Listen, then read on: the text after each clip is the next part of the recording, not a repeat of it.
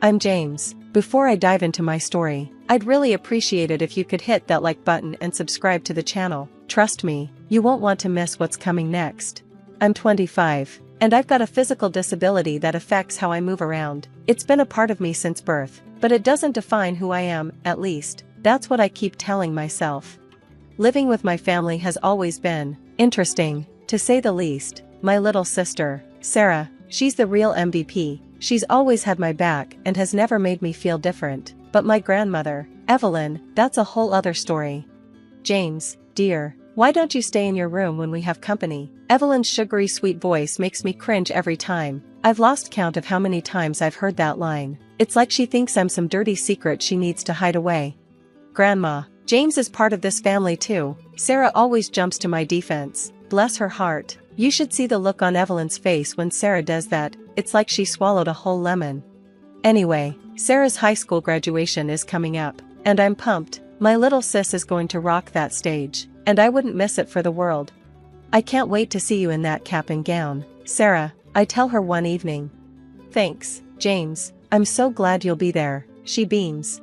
But then, I overhear something that makes my blood run cold. Evelyn is arguing with my parents in the kitchen.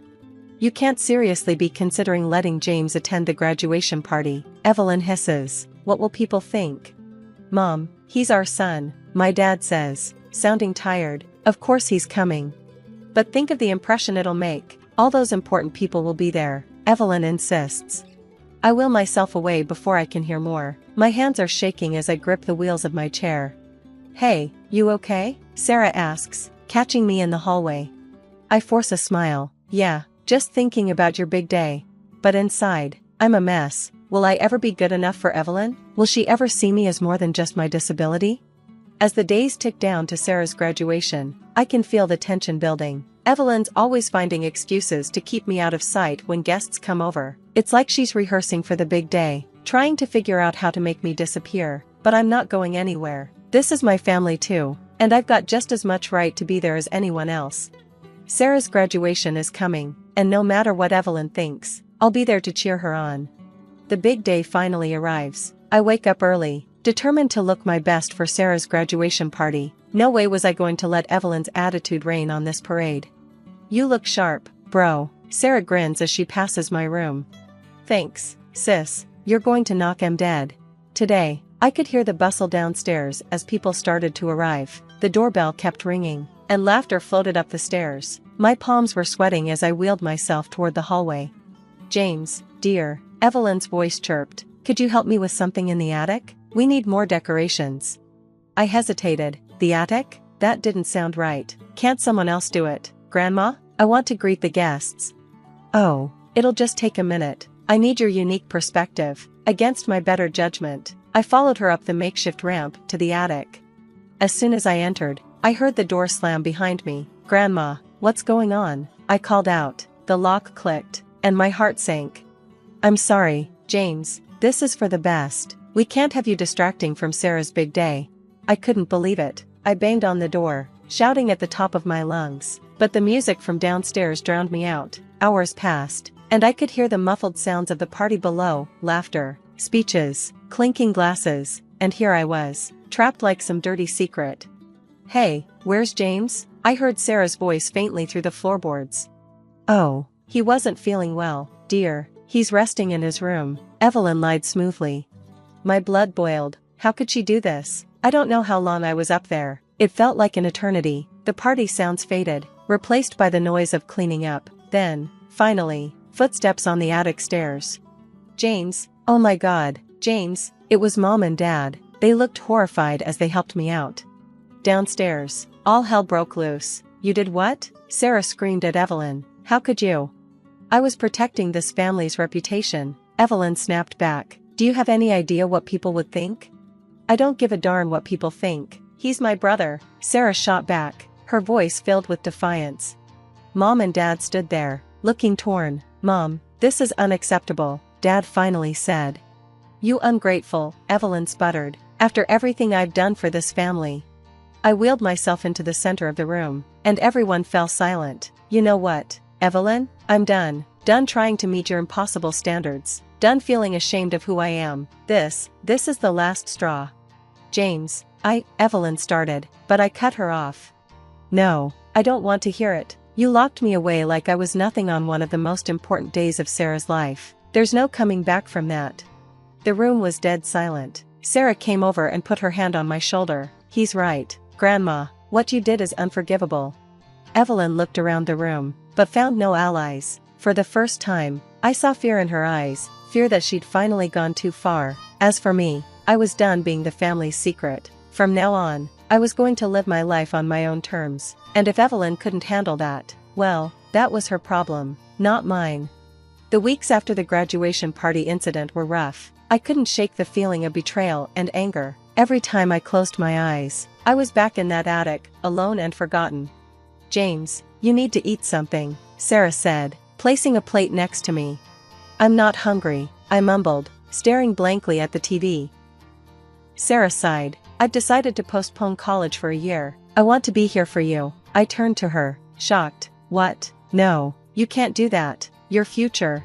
You're more important right now, she insisted. Her words hit me hard. I realized I needed to do something, not just for myself, but for her too.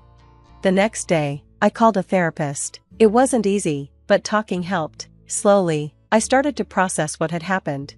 Have you considered volunteering? My therapist suggested one day. There's a local disability rights organization looking for help. I decided to give it a shot. On my first day, as I wheeled into their office, I felt a sense of belonging I'd never experienced before.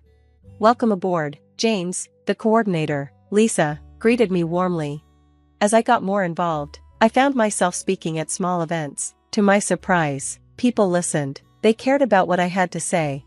You've got a real talent for this, Lisa told me after one presentation. Encouraged, I started a blog to share my experiences and thoughts on disability rights. It was terrifying at first, putting myself out there like that. Then one day, I received a notification. My latest post had gone viral. James, have you seen this? Sarah exclaimed, showing me her phone. You're trending. As my following grew, so did my confidence. I was making a difference, and it felt amazing. Then, one afternoon, there was a knock at the door. It was Evelyn. James, I came to apologize, she said, her voice trembling. I looked at her and saw the guilt in her eyes, but the pain was still too fresh. I appreciate you coming, Evelyn, but I'm not ready to forgive you, I said firmly. She nodded, understanding, and turned to leave. I caught my parents watching from the kitchen, and something in their eyes had changed. A few days later, I received an unexpected call. It was from a company that organized motivational speaking events. We've seen your blog, James. We'd love to have you speak at our next conference. I couldn't believe it. Me, a motivational speaker? Go for it, bro, Sarah encouraged when I told her. Standing, or rather, sitting, on that stage for the first time was terrifying, but as I began to speak, sharing my story of struggle and resilience, I felt a power I'd never known before. You all have the strength to overcome any obstacle, I told the audience. Don't let anyone make you feel less than you are. The applause was deafening. As I looked out at the sea of faces, some with tears in their eyes, I realized something. Evelyn's cruel act hadn't broken me. It had set me free. I was no longer the family secret hidden away in shame. I was James, a disability rights advocate and motivational speaker, and I was just getting started. 2 years flew by in a whirlwind of speeches, blog posts, and advocacy work. Then came the email that changed everything. You've been selected as the keynote speaker for the National Disability Rights Conference, Lisa told me, her voice buzzing with excitement. My heart raced. This was the big leagues. The day of the conference arrived, and as I peered out from backstage, I saw the massive auditorium filled to the brim. In the front row sat Mom, Dad, and Sarah, beaming with pride. Evelyn's absence was a relief. And now, please welcome our keynote speaker, James Wilson. As I wheeled onto the stage, the applause was thunderous. I took a deep breath and began. 2 years ago, I was locked in an attic during my sister's graduation party. You could hear a pin drop as I shared my story. Tears glistened in many eyes, including my family's, but that moment of cruelty became my catalyst for change.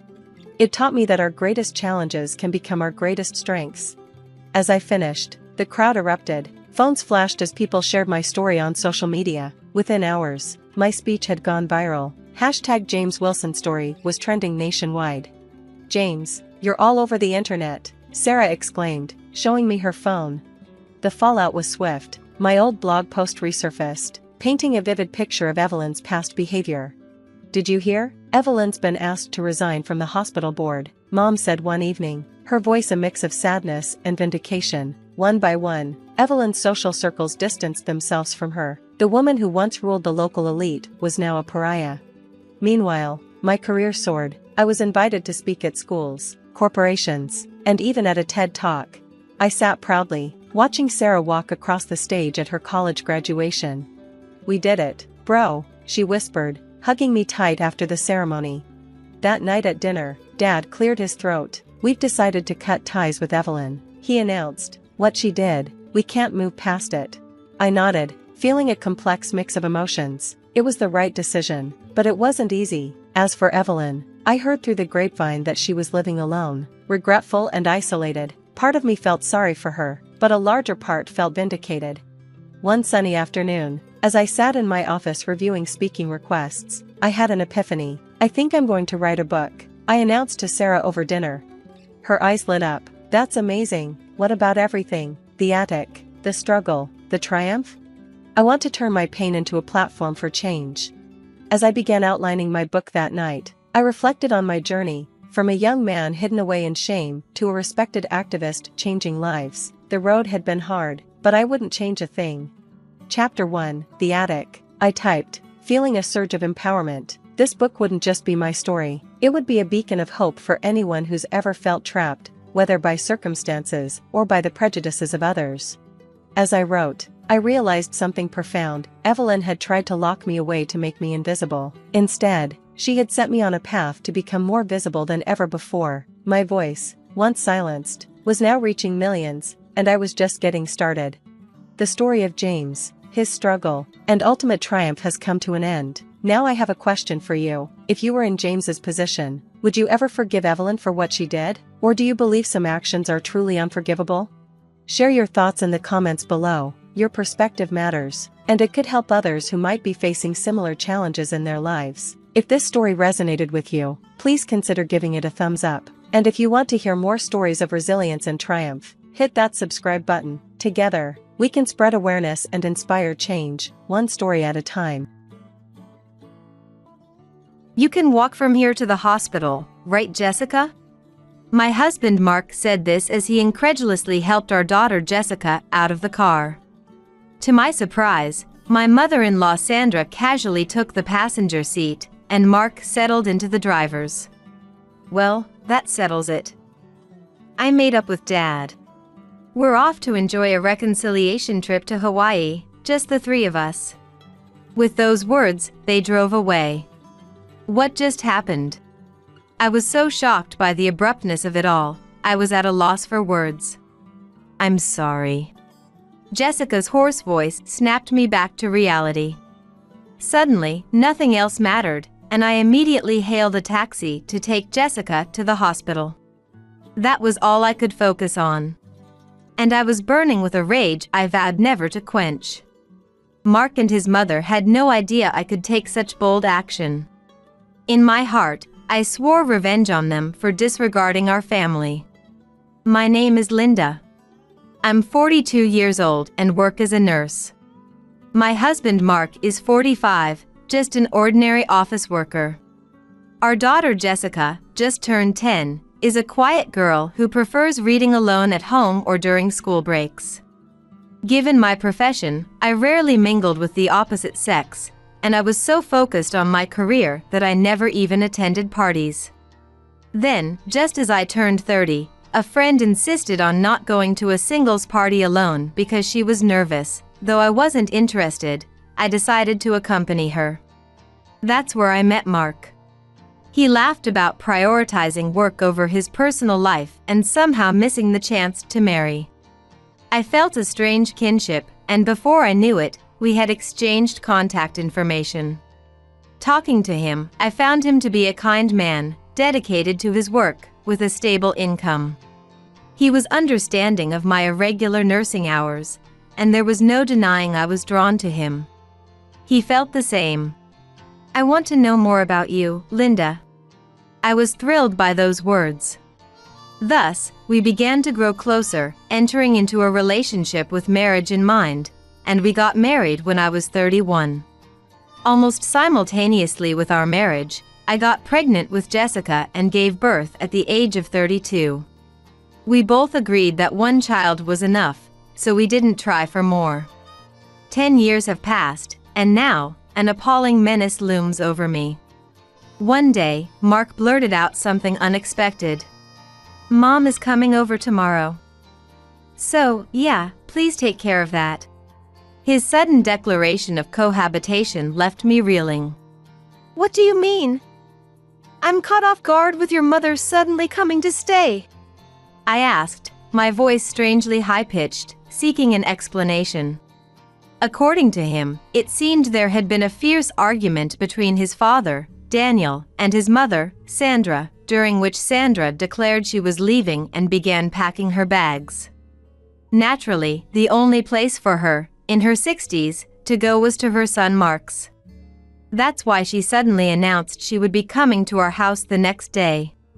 Honestly, I had always thought cohabiting, even with one's own parents, was impossible. I protested strongly. "Just because you had an argument with your father, you're coming to our house as if running away? What about our circumstances? Please, reconsider." He seemed particularly displeased with my retort, replying with a disgruntled face. "Is living with my mom that unbearable? I never thought you could be so cold." I couldn't bring myself to say of course it was. His expression was too intimidating. And I shrank back, swallowing the words I had almost said, instead glaring back at him. Thinking I wouldn't retort, he looked smug. "Don't bother resisting from the start. Just get the room ready for Mom to use," he said. "First of all, this house is rented, so we'd need permission from the owner or management company to add another occupant. The lease is in my name because I get a housing allowance, so naturally, it would be up to me to handle this. With 3 of us living here, one room is used by Jessica, and the other is our bedroom. There's no spare room available under the current circumstances." I said this, and to my amazement, he responded with a calm demeanor. "Then, let's move Jessica to the living room for her studies and such. It'll also allow us to make sure she's doing her homework, and I think that's a good idea. She's still in elementary school, after all, she doesn't really need her own room. So, Jessica will be spending her time in the living room for a while." His appalling rationale made me dizzy. "Why would you say something like that? Do you prioritize your mother over your own daughter?" "Huh? I didn't exactly say that, but I do owe a lot to Mom for raising me. So, that's the situation," he said as if it were the most natural thing. Despite my protests, his mind was made up. As soon as Jessica returned, "Your room will be Grandma's from now on. So, start cleaning it out right away," he told her. I rushed to intervene, but Jessica said, "It's okay," and began moving her belongings to the living room. Watching her from behind, my heart ached, and at the same time, my hatred for him seemed to swell. Lately, he had not been contributing to the household chores or finances, and his return home had been growing later and later. I had been patient because Jessica was only 10, but today's attitude seemed to make my decision clear. And the next day, as scheduled, Sandra arrived at our house in the evening and began yelling. "What is this room? Mark, are you sane? Expecting someone to live here is ridiculous." Just as Sandra arrived, our neighbor was returning home too, casting curious glances our way, prompting me to apologize hurriedly. Upon contacting the management company, I was told that no special procedures were necessary for a short-term stay, just a report was enough. So, honestly, I was hoping Sandra could return home as soon as possible, ideally within 2 weeks. However, my wish was shattered. First, there was the large suitcase Sandra brought, indicating she planned to stay at least a month, which was disheartening. Sandra, ignoring me, entered the room unabashedly, looking around as if surveying the place. Then she opened the refrigerator without permission. What is this? There's nothing in the fridge. Do you think Mark and your granddaughter can get any nutrition from this? Linda, you're really useless, was her immediate criticism. I was planning to go grocery shopping today, but Sandra's sudden arrival meant I had to clean up right after work, leaving no time to shop. Should I order delivery in such cases? Lately, Mark prefers delivery over my cooking, constantly making sarcastic comments, and I've just been dealing with it. Sandra, shall we order something for delivery today? I asked, forcing a smile. Yet, Sandra complained even about this. Huh? I won't allow delivery. A mother or wife who doesn't cook is worthless. Go shopping right now and make sure you prepare both dinner and dessert. After saying this, she threw her purse at me and slammed the door shut. Soon, the sound of the TV blasting and Sandra's loud laughter from inside made me sigh. I couldn't even count how many times. An hour later, after shopping, I returned and was shocked to see the living room. Jessica had come home while I was out and was doing her homework in the living room, with Sandra watching over her like a demon. Whenever she made a mistake, "That's not right," or "How can you not understand? Such a useless child. I wonder who she takes after," she would shout. I hurriedly intervened. She just started learning this recently. Besides, elementary schools now teach foreign languages and programming. It's wrong to judge by old values. I defended her, but Sandra, uninterested in my words, said, "If only she were more like her intelligent father," implying a derogatory view of both Jessica and me. Seeing Jessica's downcast face, I quickly reassured her. "It's okay, Jessica. You just go at your own pace." While saying this, I glared sternly at Sandra. However, she wasn't listening and, upset by my retort, she started snacking on her own. Then, a week after her arrival, my frustration was about to explode. I complained to Mark. "I can't take this anymore. Do something about Sandra. It's one thing for me to be criticized, but it's unfair to Jessica." Mark replied with an annoyed tone. "What? Don't act so high and mighty when you're getting help with the housework. It's Jessica's fault for not being able to study, right? Like her not-so-smart mother, Jessica is the real victim here." I was furious and couldn't hold back any longer. Usually, I would end the conversation to avoid trouble, but hearing Jessica being spoken about like that hurt me as a mother. And Sandra only acted kind to me in front of Mark. When I was busy, she'd approach with a laugh. "Sit down and have some tea, Linda.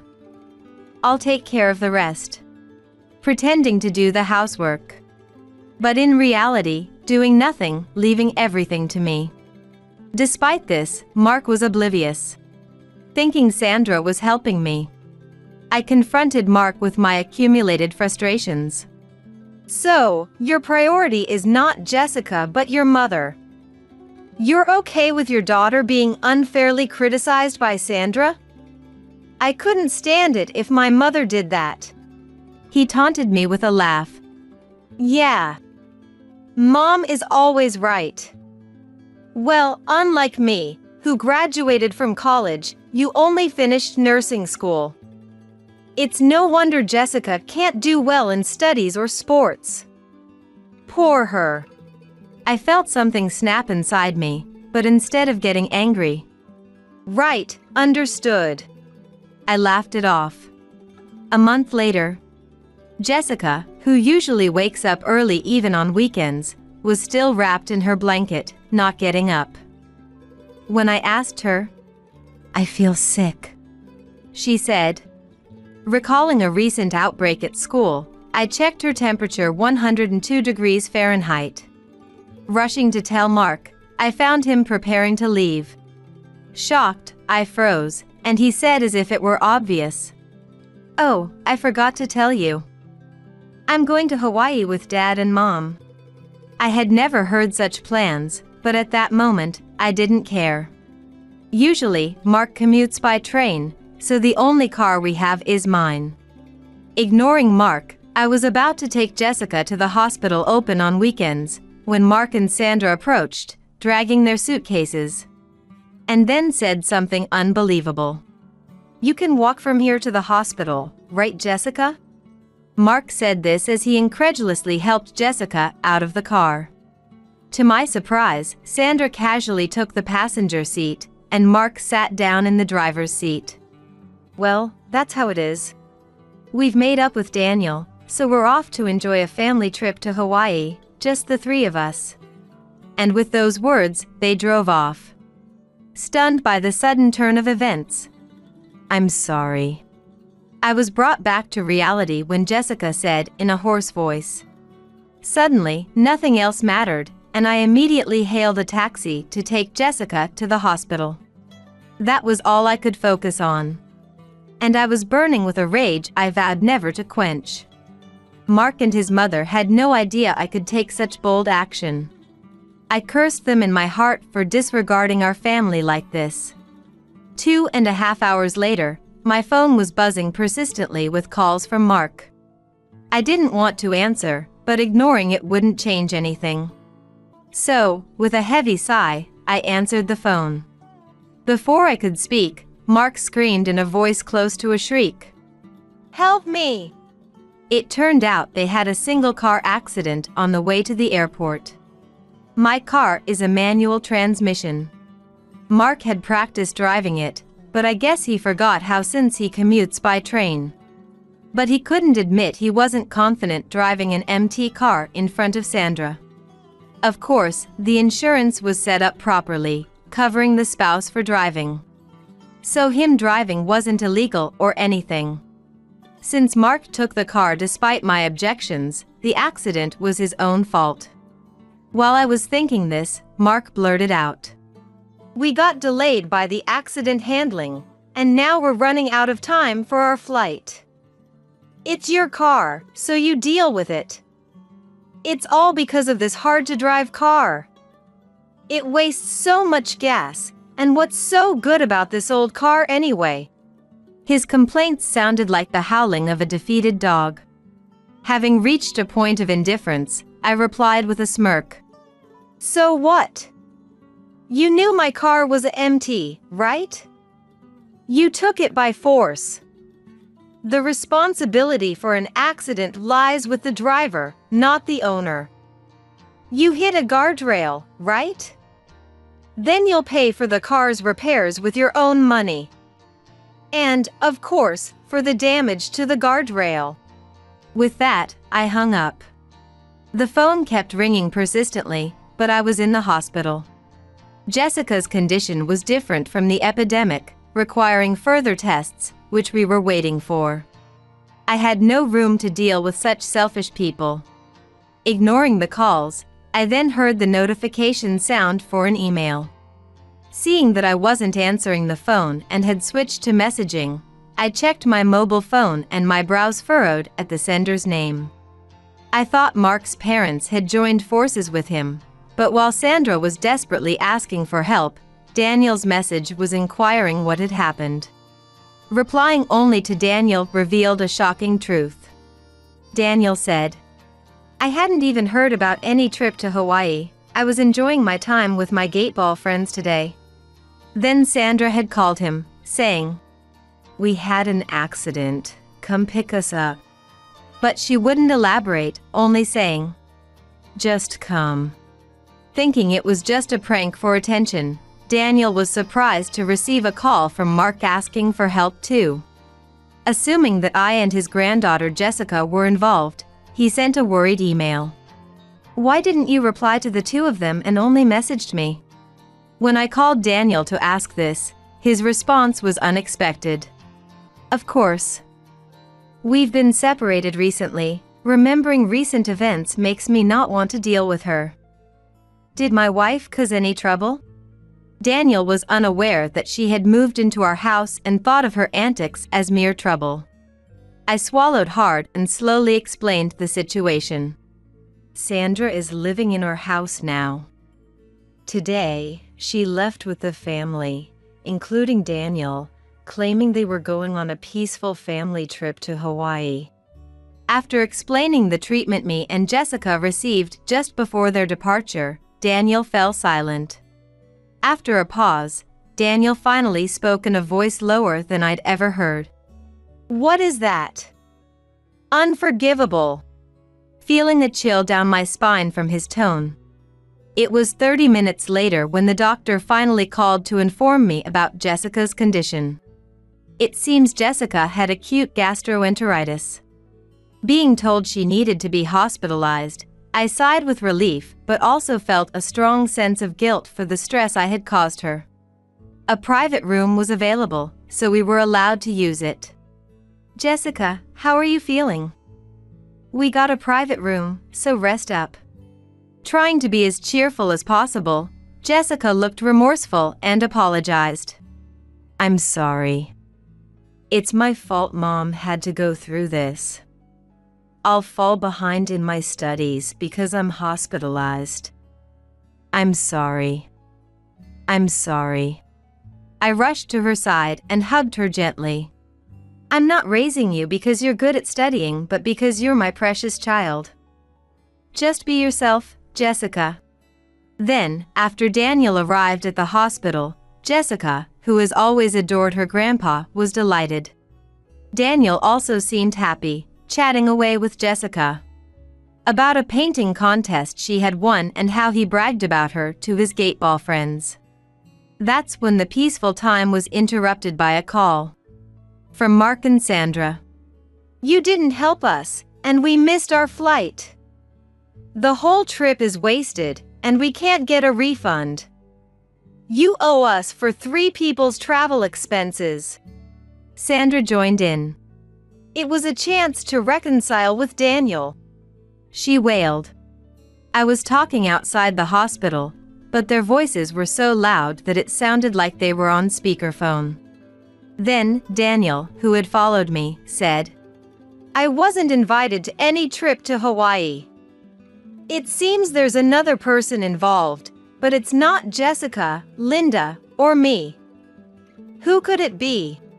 Neither of them expected Daniel to be present. They started to panic. Hey, why is Dad with Linda?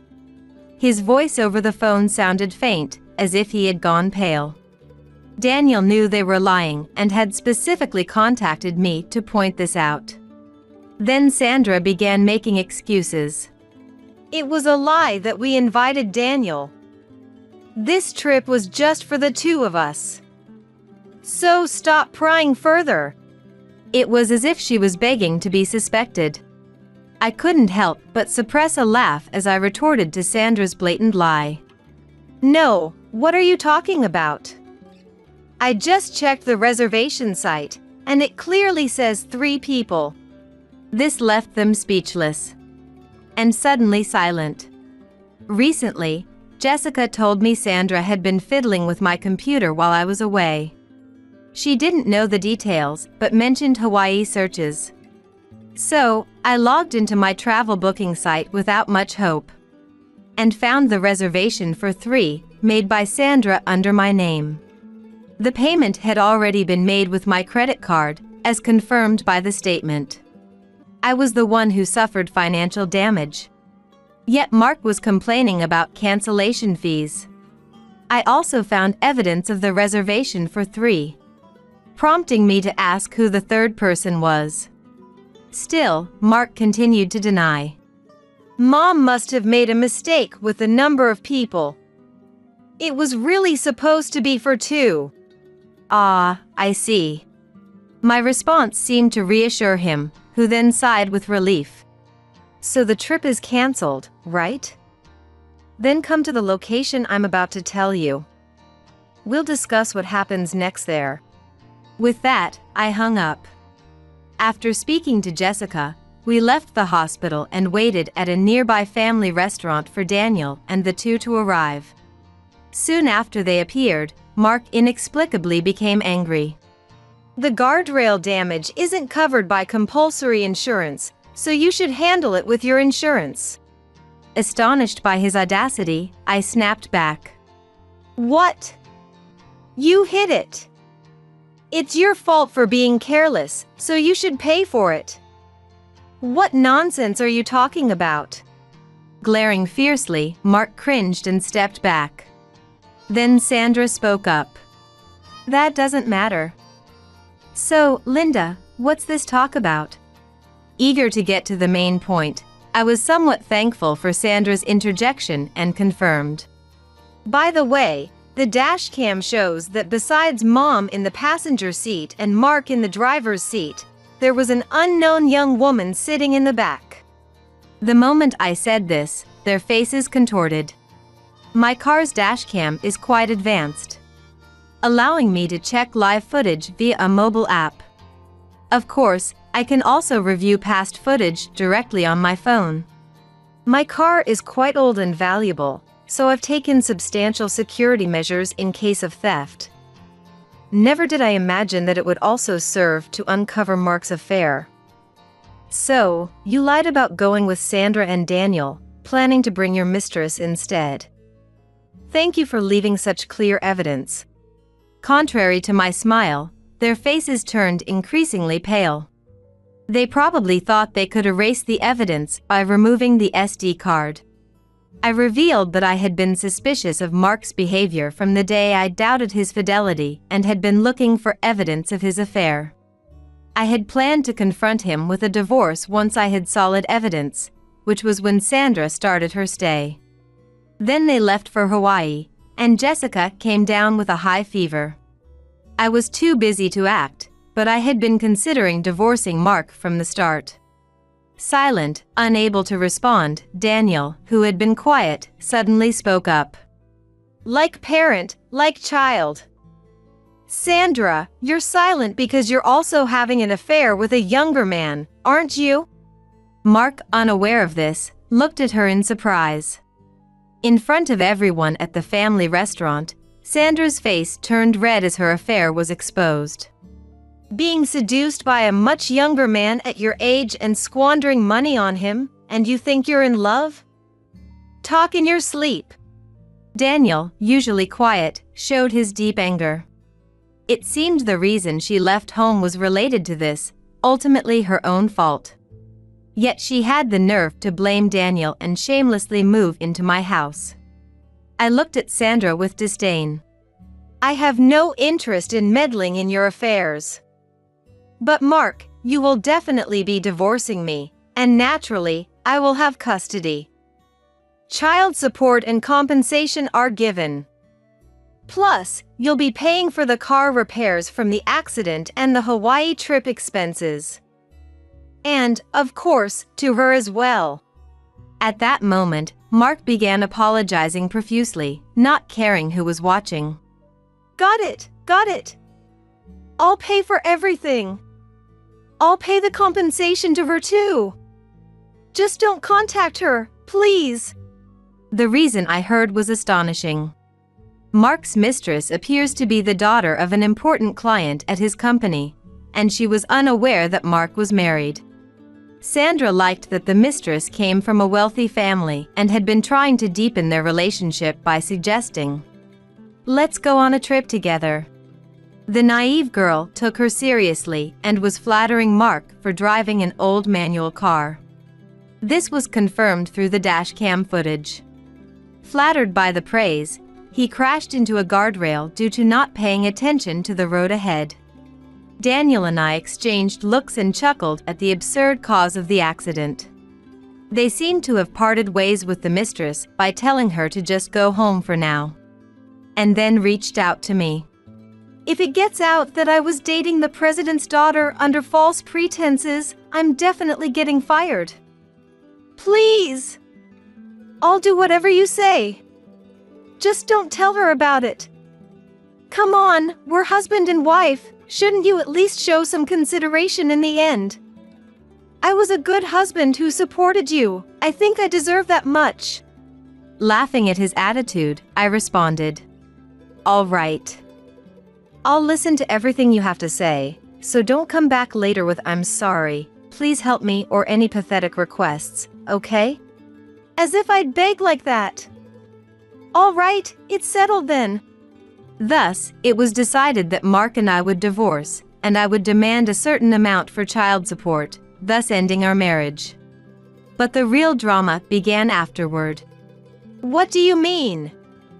She found out about the affair. Some time after the divorce, Mark called me in agony. I realized I had forgotten to block his number, as he continued to complain. This is the worst. The president insists on apologizing to you, and he's furious at me. You broke the promise not to tell her, so give me back the money now. As I listened to Mark's rant, I wondered why I ever married such a person. Then, I decided to reveal a truth he hadn't anticipated. You know I'm a car enthusiast, right? And the president you mentioned runs an auto parts manufacturing company. I've been a regular customer there. I had your accident car repaired there. By chance, your mistress saw the car, screamed, and everything was exposed. See? I didn't break any promise. Is that so? Realizing this, Mark groaned. His mistress was a hard-working apprentice mechanic at her father's company. It was natural for her to be shocked when a woman unknown to her brought in the car her boyfriend had damaged for repairs. When asked, I simply stated the truth. My husband, well, ex-husband, crashed the car into a guardrail. The car is registered in my name, so I brought it in for repairs. The mistress guessed the rest, explained the situation to her father, and from there, the story reached his company. Her father was furious, saying, "What kind of upbringing allows a man to target my daughter while he has a wife? Am I going to lose everything? Kicked out of my home, no money, estranged by my dad, and only my troublesome mom left. Now I'm losing my job too." But it was all his own doing. If you had lived decently, this wouldn't have happened. Your actions are to blame. Take care, and don't ever contact me again. I made my point clear and hung up, ensuring to block his number this time, severing all ties with him for good. After some time, I received notification that my car had been repaired, and reluctantly, I learned about his current situation. Apparently, he was indeed fired from his company. Not just for misconduct, but also because it was discovered he had been embezzling company funds. Though offered the option to return the money for a mere demotion, Mark, burdened by a significant debt after paying me, had no such luxury. Thus, he left the company unceremoniously. Sandra remained wholly dependent on Mark. Given her age in the 60s, it wasn't feasible to force her to work, and with no money, they had no choice but to take care of each other at home. Now, they are cramped together in a cheap studio apartment. Naturally, Sandra and Daniel divorced, agreeing to Daniel's condition of no alimony in exchange for not pursuing compensation.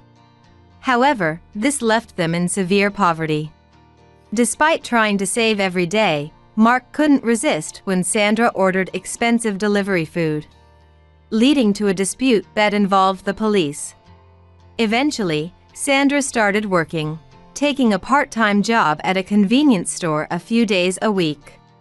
It's pitiful she has to work at her age, but in Sandra's case, it was a clear case of reaping what she sowed, garnering no sympathy.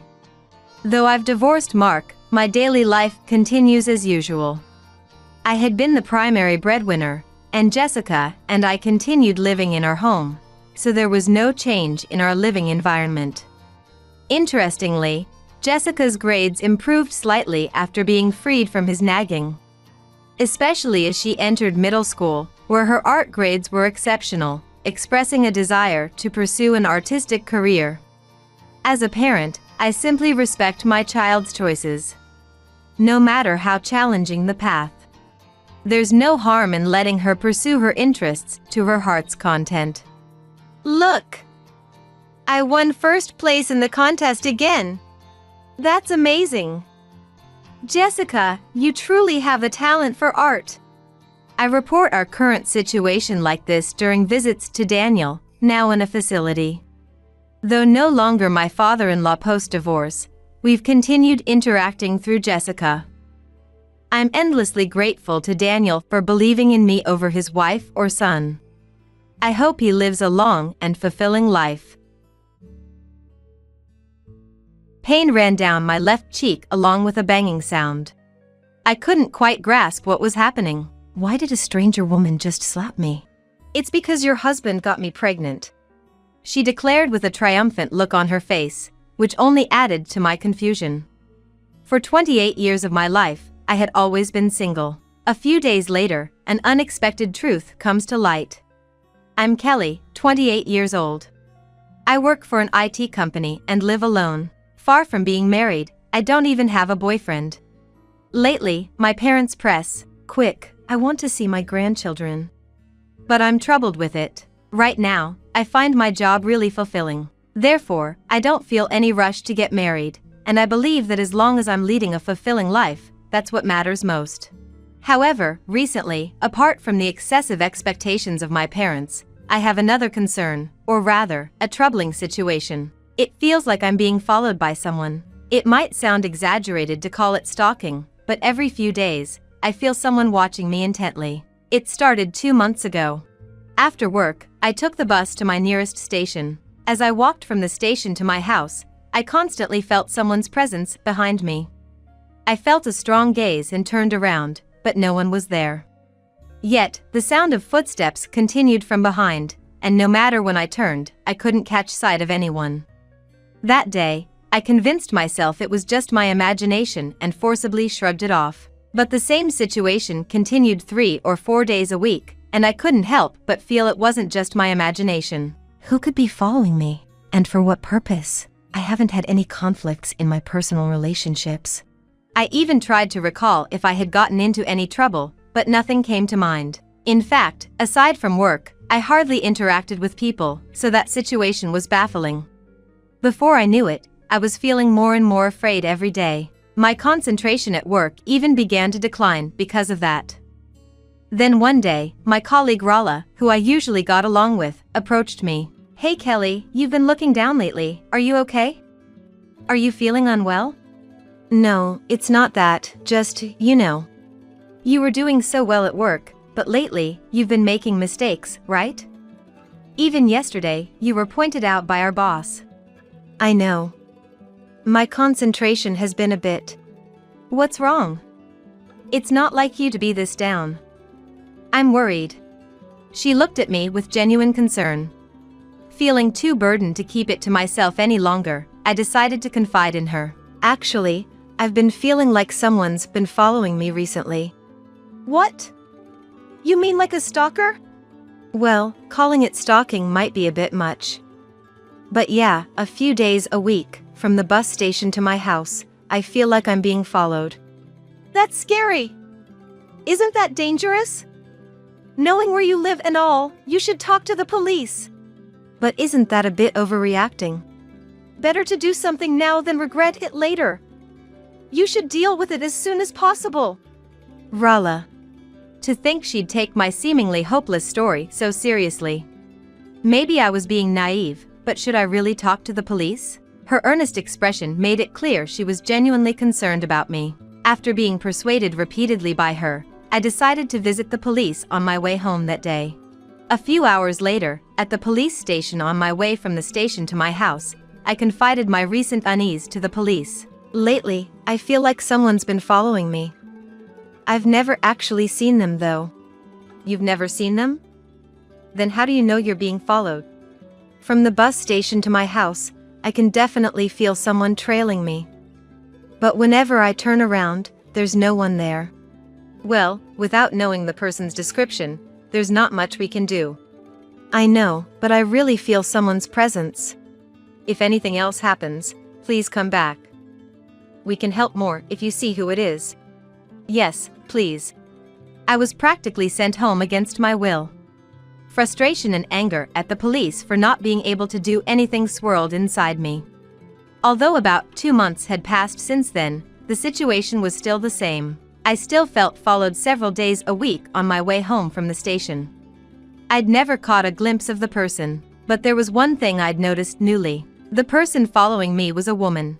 Until then, I hadn't paid much attention to the sound of footsteps, probably just regular sneakers. Yet, a few days before, I had heard the sound of heels. And that day, again, I heard the sound of heels behind me. As usual, I turned around, no one was there. But someone was definitely following me. The fact that wearing heels meant it was a woman. So, I tried to think again if there was any issue in my social circle. No matter how much I thought, nothing came to mind. Work was going smoothly, and I was not having conflicts with other employees. I didn't have a romantic partner, so there was no chance of being entangled in love troubles. I had not done anything that would warrant resentment. Could it be a woman who cares about me? No, that's unlikely for someone like me. So for what? There's no reason for someone to follow me. With these uneasy thoughts, time just kept passing. About a month later, I finally came face to face with her. As usual, I was walking from the station, and sure enough, I heard the sound of heels behind me. Again, I thought. I quickened my pace. Then I heard a dull sound from behind. What was that sound? I instinctively turned around and saw a woman lying on the ground. It seemed she stumbled over a curb and fell. She grimaced as she slowly got up. I immediately rushed over to her, the woman who was presumably my stalker, and spoke to her. Your knee is bleeding, are you okay? You're the one who's been following me, right? Do you need something from me? Firstly, who are you? Just as I was about to say that, she stood up. Without saying anything, she ran back the way she came. What's going on? She's been following me, but ignores me when I talk to her. If she had something to say, she should just say it. The woman, who appeared to be a few years younger than me, was undoubtedly the person who had been following me. But I didn't recognize her face, nor did I know her name. All I could tell was that she was a petite, younger woman. Why was she following me? Why wouldn't she answer when I asked her what she wanted? Who on earth was she? The reality was far from what I had imagined, leaving me somewhat deflated. The fear I had felt until then had almost vanished, leaving only questions. A few days later, as the identity of my stalker became clearer, my wariness faded. Knowing the stalker was a petite woman somehow made me feel less threatened. That day, I was aware of footsteps behind me as usual, but I didn't think much of it and continued on my way home. However, I felt the footsteps quicken, unlike usual. What? They seem faster than before. Am I going to be caught up? A trickle of sweat ran down my back. Before I knew it, I was walking faster, but her pace didn't slow down. If I sped up, the steps would quicken in response. I was sure it would catch up if that continued. So, I decided to stop abruptly. Confirming that the footsteps also stopped, I turned around forcefully. There was no one there. But on closer inspection, I could see white heels peeking out from behind a pole. I slowly approached and saw the same woman, who had silently left before. I stood in front of her, legs slightly apart, and looked straight into her eyes as I confronted her. What's your purpose? Following me around like this every day? Silent again? You wouldn't be following me for no reason, right? Enough already! What do you want? If you keep ignoring me, I'll take you straight to the police. It was then, as I said so forcefully, that I felt a sharp pain on my left cheek. I couldn't comprehend what was happening. What? Did I just get slapped? The pain in my slapped cheek intensified. Holding my cheek, I muttered, "That hurts." And then I heard a scoff. When I instinctively looked up, there she was, smirking maliciously. With that unpleasant smile, she said, "Because your husband got me pregnant." What? What did you just say? Didn't you hear? I said I'm pregnant with your husband's child. My husband's child. Did you just say that? Yeah. How does it feel to have your husband taken by me? Confusion clouded my mind. I didn't have a husband. First of all, I was not even married. Trying to clear the misunderstanding, I blurted out, No, wait. You must be mistaken. but as soon as I said that, a dull pain struck my right cheek. Of course, it was her. She had slapped my cheek with the opposite hand that time. That moment, the anger I had been holding back exploded. I had tried to keep things calm, assuming she was a stranger, but then I had reached my limit. I glared at her and said firmly, What are you doing? How dare you slap someone out of the blue? What kind of person are you? Oh, scary. Are you that upset because a young and pretty lady stole your husband? Stop talking nonsense. I told you, you've got the wrong person. Stop joking. Anyway, can you just get a divorce? There's a baby from your husband in my belly, you know. Ignoring my words entirely, she kept pushing her narrative. My irritation peaked, and I stated the plain truth. I'm not married, you know. Huh? At my statement, her expression froze. Seizing the moment of her confusion, I pressed on relentlessly. Did you hear? I said I'm not married. I don't even have a boyfriend, actually. Hold on. What are you talking about? That's my line. You're talking about your husband's child, but I don't have a husband. I'm not even married. Don't tell me you're pretending not to know. Just so you know, I won't be fooled. I don't know what you're talking about. I don't care whose child you're carrying, but it has nothing to do with me. Got it? Now go back home. With that, I left her behind and continued on my way home. I could hear her screams from behind, but I ignored them and headed to my house. What was that all about? Husband and child. Who is she mistaking me for? I'm exhausted from all this. Once home, I lay on the sofa for a while, but the fatigue didn't fade. Feeling too tired to cook, I decided to go to the grocery store nearby. After shopping at the store about a 5-minute walk from the house, I stepped outside. Suddenly, large raindrops began to fall. Oh no. What should I do? I didn't bring an umbrella. While sheltering from the rain at the store, someone tapped me on the shoulder. I turned around to find a familiar-looking man. I think you're... I'm Tommy. We live in the neighbor. This kind of thing has happened before, right? I'm Kelly. Thanks for last time. My pleasure. I can walk you to the house today too, if you like. Thank you, that would be great. No problem, come on under the umbrella. The man who offered me shelter under his umbrella was Tommy, a resident of the same area. I knew of him because we often saw each other at the bus station on weekday mornings, but I didn't know his name. A few months ago from that day, I had also been caught in the rain while shopping at the grocery store. He had happened to be there and offered to share his umbrella. I remembered having walked back to the house with him under one umbrella. For that day, once again, I found myself under his care. As we chatted about trivial things on our way to the house, suddenly from behind, a shouting voice rang out. Hey! I turned around instinctively, and there was the stalker woman. She approached and grabbed my collar. This awful woman.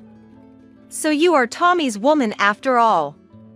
Last time and this time too. Sharing an umbrella together, unforgivable. Let go! Tommy is just a neighborhood. Don't play dumb. Tommy is going to marry me. You better disappear fast. Get a divorce. She gripped my collar, shook me violently, and then pushed me away forcefully. I stumbled and fell hard. Tommy rushed to me and asked, Are you okay? As I nodded, the stalker woman shouted at him, her face red with rage. Tommy! Why are you caring about this woman? I'm serious about you. Stop it. To begin with, I don't even like you. No. I won't give up. Break up with her quickly. She's not my woman. She just lives in the same area. Huh? You've just been misunderstanding and resenting her for nothing. I'm not even married. I just lied about being married because you kept stalking me. That can't be true, can it? As she kneels in confusion, Tommy stares at her sternly. Looking down at her in the rain, he says coldly, I only picked up your wallet once and took you to dinner as a thank you.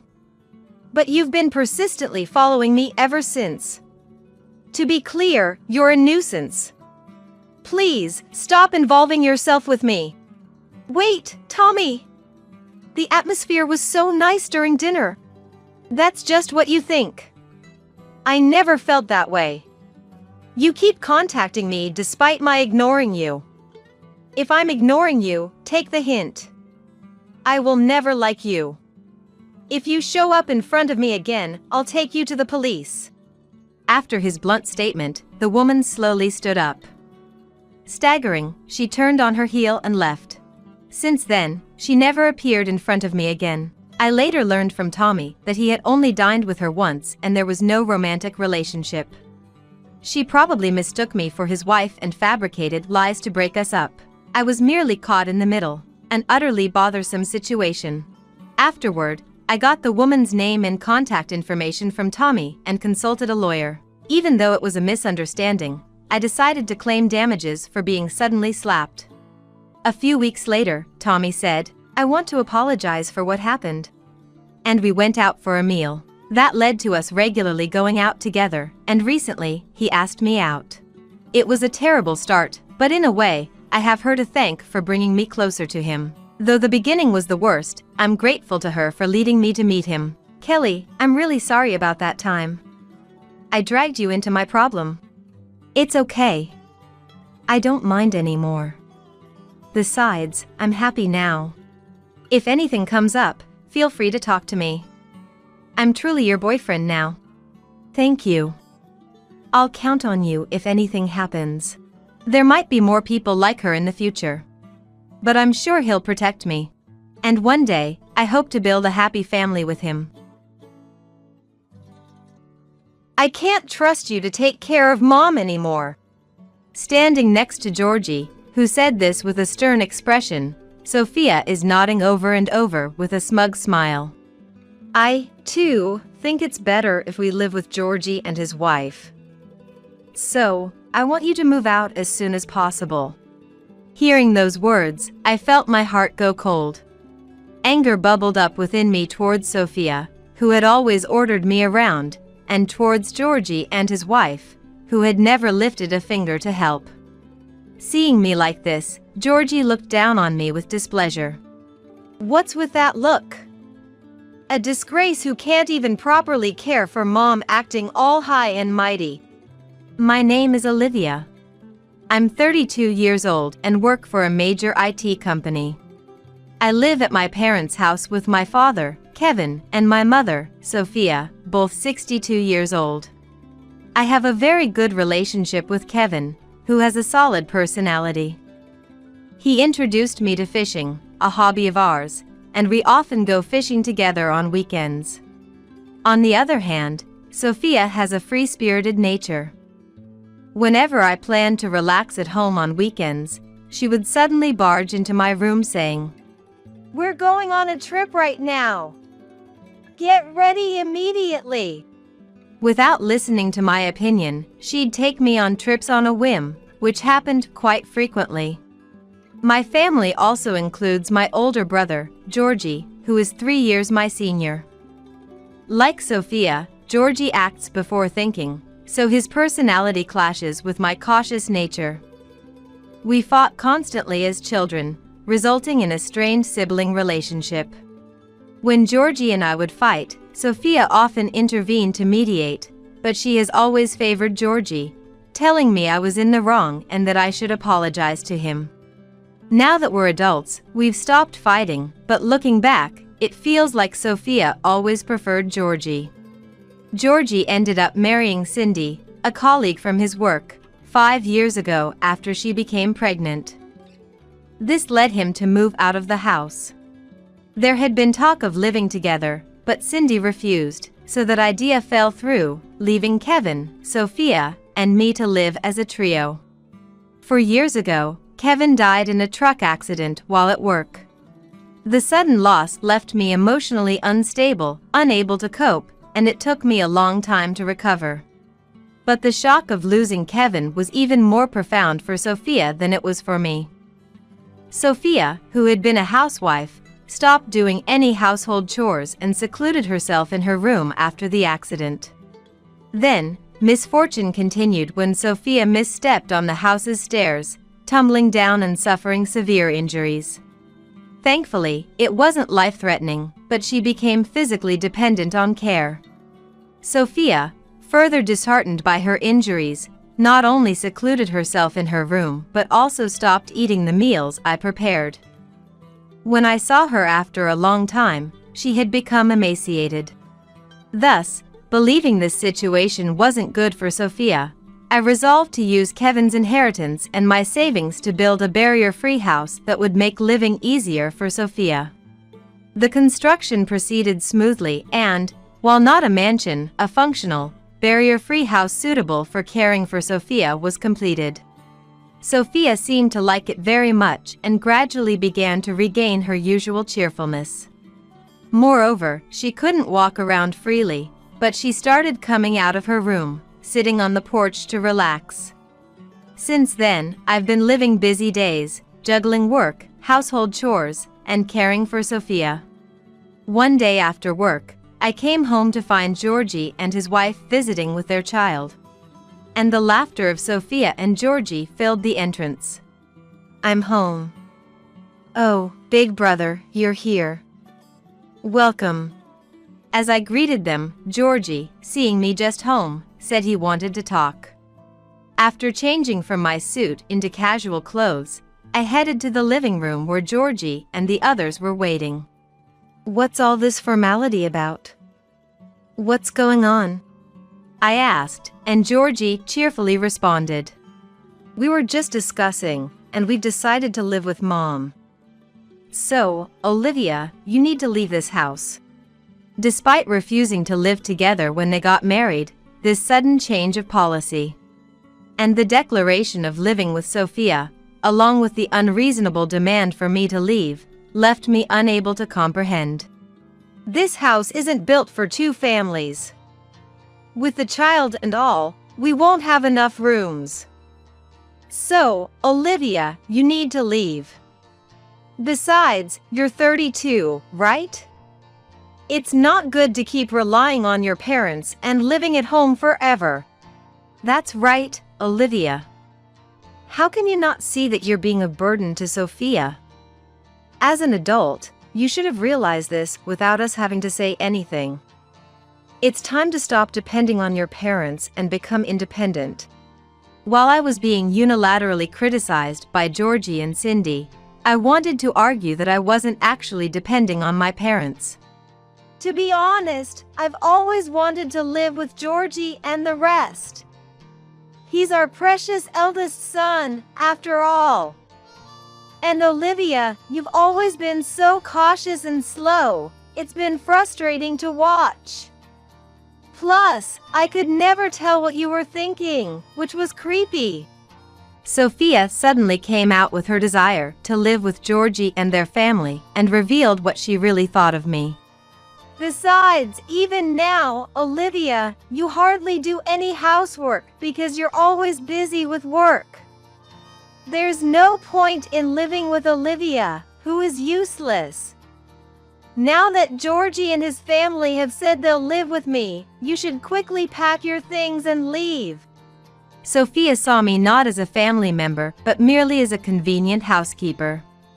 Due to my work commitments and coming home late during busy periods, I couldn't adequately keep up with household chores, prompting the suggestion that I leave. I could forgive the harsh words from Georgie and Cindy, but Sophia's words deeply wounded me. Since Kevin passed away, I've struggled to support Sophia, pushing through my fatigue after work to take care of the household and provide care for Sophia. Moreover, Georgie and his wife were living far from the house, so I couldn't rely on them for support. Additionally, my workplace is a bit far from home, requiring a considerable commute time. My job does not accommodate remote work, so I commute daily by train. I had thought many times about moving closer to my company after Kevin died. Yet, despite Sophia's profound grief over losing Kevin and her need for care, I chose to support her. But to her, it seems I was just a housekeeper. Feeling betrayed by Sophia, sadness and anger began to swell within me. Busy with work and can't even take proper care of Mom, huh? Really, you're such a disgrace.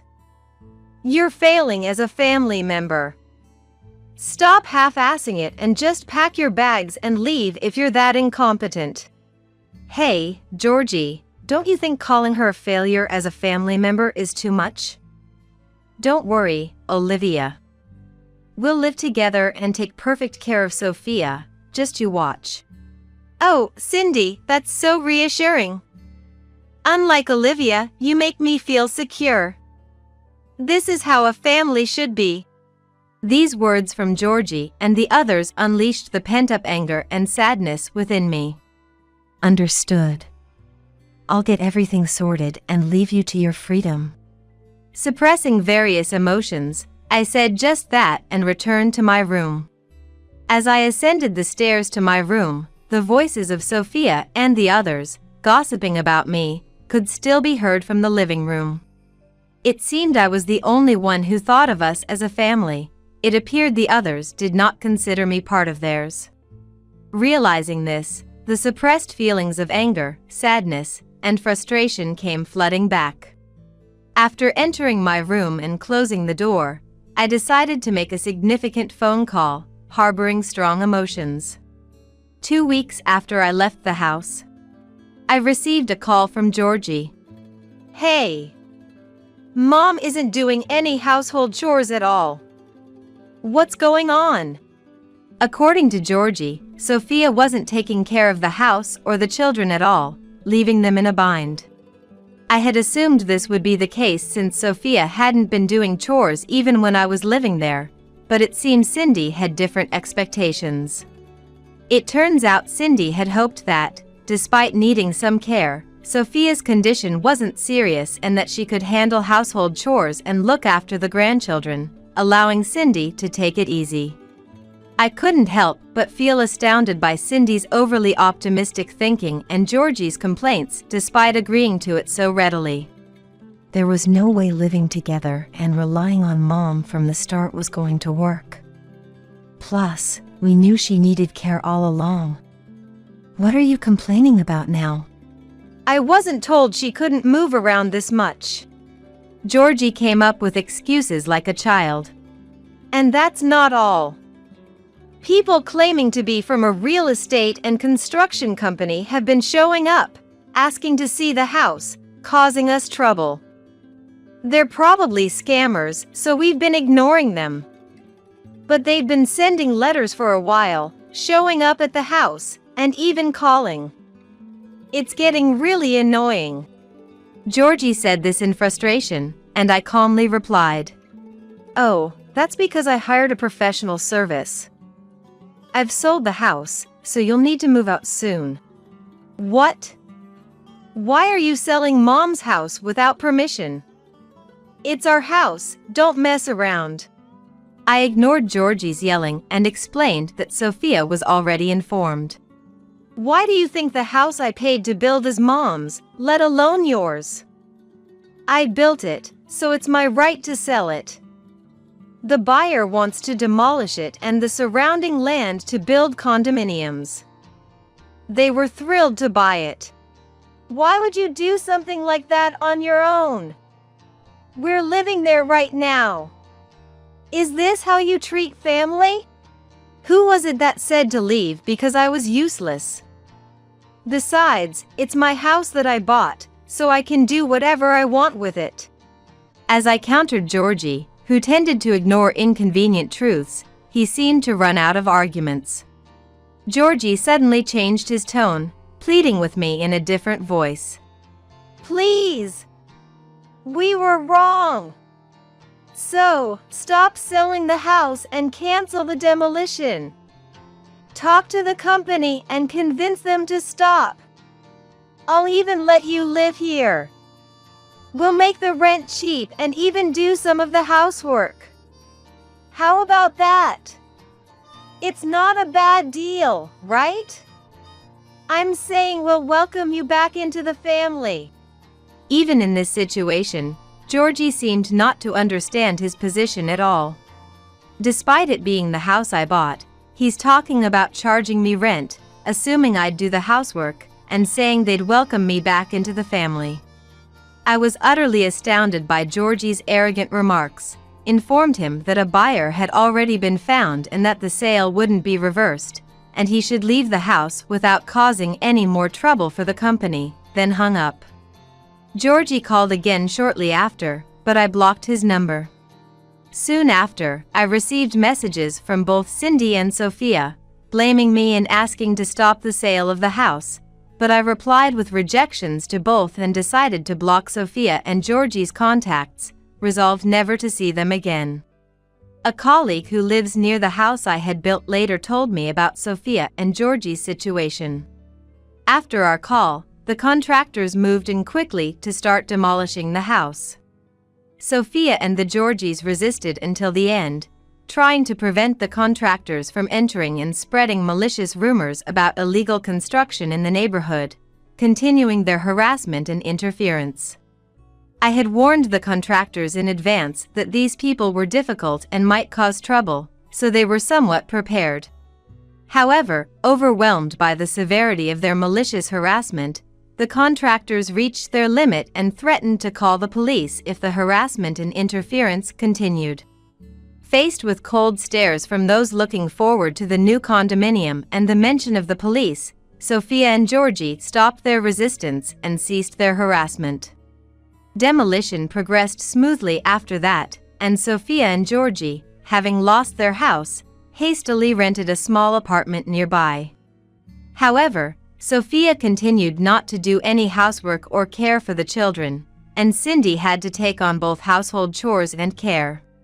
Frustrations in living with Sophia accumulated, leading to daily arguments loud enough for the neighbors to hear. When Cindy could no longer bear it and sought Georgie's advice, he kept avoiding the issue, too busy with work to listen properly. Eventually, Cindy reached her limit and, one night while everyone was asleep, took the children and left Sophia and Georgie's place for good. Georgie frantically tried to contact Cindy but couldn't reach her, finding only a completed divorce application left behind. The apartment they hastily moved into was chosen in a rush, prioritizing speed without properly checking the interior or specifying detailed conditions. As a result, the living situation became difficult for Sophia, who needed care. After Cindy left, Sophia reluctantly began to do household chores but couldn't manage everything due to her injuries. Georgie also started doing household chores out of necessity, but having never done them before, the quality was terrible, leading to daily arguments with Sophia. Georgie, having been left by his wife and children and returning home tired from work, faced the stress of unfamiliar chores and caring for Sophia, appearing older than his actual age and becoming isolated at work. Originally, Georgie had an outgoing personality like Sophia's, with many friends and a fulfilling private life, but his mental state deteriorated due to his current lifestyle, leading to harsh behavior. Gradually, he lost friends and was avoided at work, becoming lonely. Moreover, Sophia has been looking for me recently, shouting my name around the house, becoming the talk of the neighborhood, as a colleague mentioned. As for me, I am now living abroad. My boss had always wanted me to go to our overseas branch, but I had declined due to caring for Sophia, who needed assistance. However, after being driven out of the house, I accepted the overseas transfer without hesitation and left for America. Life in a new environment is full of exciting new challenges. And while it requires a different perspective from America, I find it very rewarding. Before leaving America, a colleague who had long harbored feelings for me confessed, and we started dating. Though we are in a long-distance relationship, we found in each other the best partner to encourage and elevate one another. He proposed that we get married when I return to America, so I eagerly await my return, fully committed to my work. freed from the troubling relationships of the past, I am savoring happiness and living fulfilling days. I want to marry Thomas the doctor, so please divorce him, old woman. One day, a young woman suddenly showed up at our house and said, Elizabeth, a bar girl who is 12 years younger than me, was leaning on my husband Thomas's arm as if seeking his affection. Sure, but there's one condition, I said with a smile, looking at both of them. I'll file for divorce right in front of you. So, will you apply for your marriage certificate in front of me? The two, momentarily confused by what was said, accepted with a smug smile. Trying not to burst into laughter, I headed to the family court with them to submit the divorce application. My name is Amelia. I'm 34 years old and work as an internist at a hospital. My husband Thomas, who is the same age, also works at the same hospital. Since we both have night shifts, our days off rarely coincide, and we don't have any children yet. While we used to get comments about grandchildren from my parents and parents-in-law, they've pretty much stopped now. Given our busy schedules and the possibility of being called into work unexpectedly, they seem to have accepted that grandchildren are off the table as long as I work at this hospital. Though I feel a bit guilty towards our parents, I find my job very fulfilling. Thomas likes his job too and occasionally attends skill upgrade training sessions. His hard work is well regarded in the hospital, and despite our busy schedules, we lead fulfilling lives. My discontent with Thomas began when the rules we set at the beginning of our marriage started to be ignored. Given our demanding jobs, we had clearly set some rules regarding household chores. One of them was that the person not on night shift would take care of the chores. Since our night shifts are irregular, it's difficult to divide the chores by day or type. Therefore, we decided to base it on the presence or absence of night shifts. Until now, if I was on a night shift, Thomas would cook simple meals and take care of cleaning and laundry. However, lately, even when he's not on night shift, Thomas is often out at night.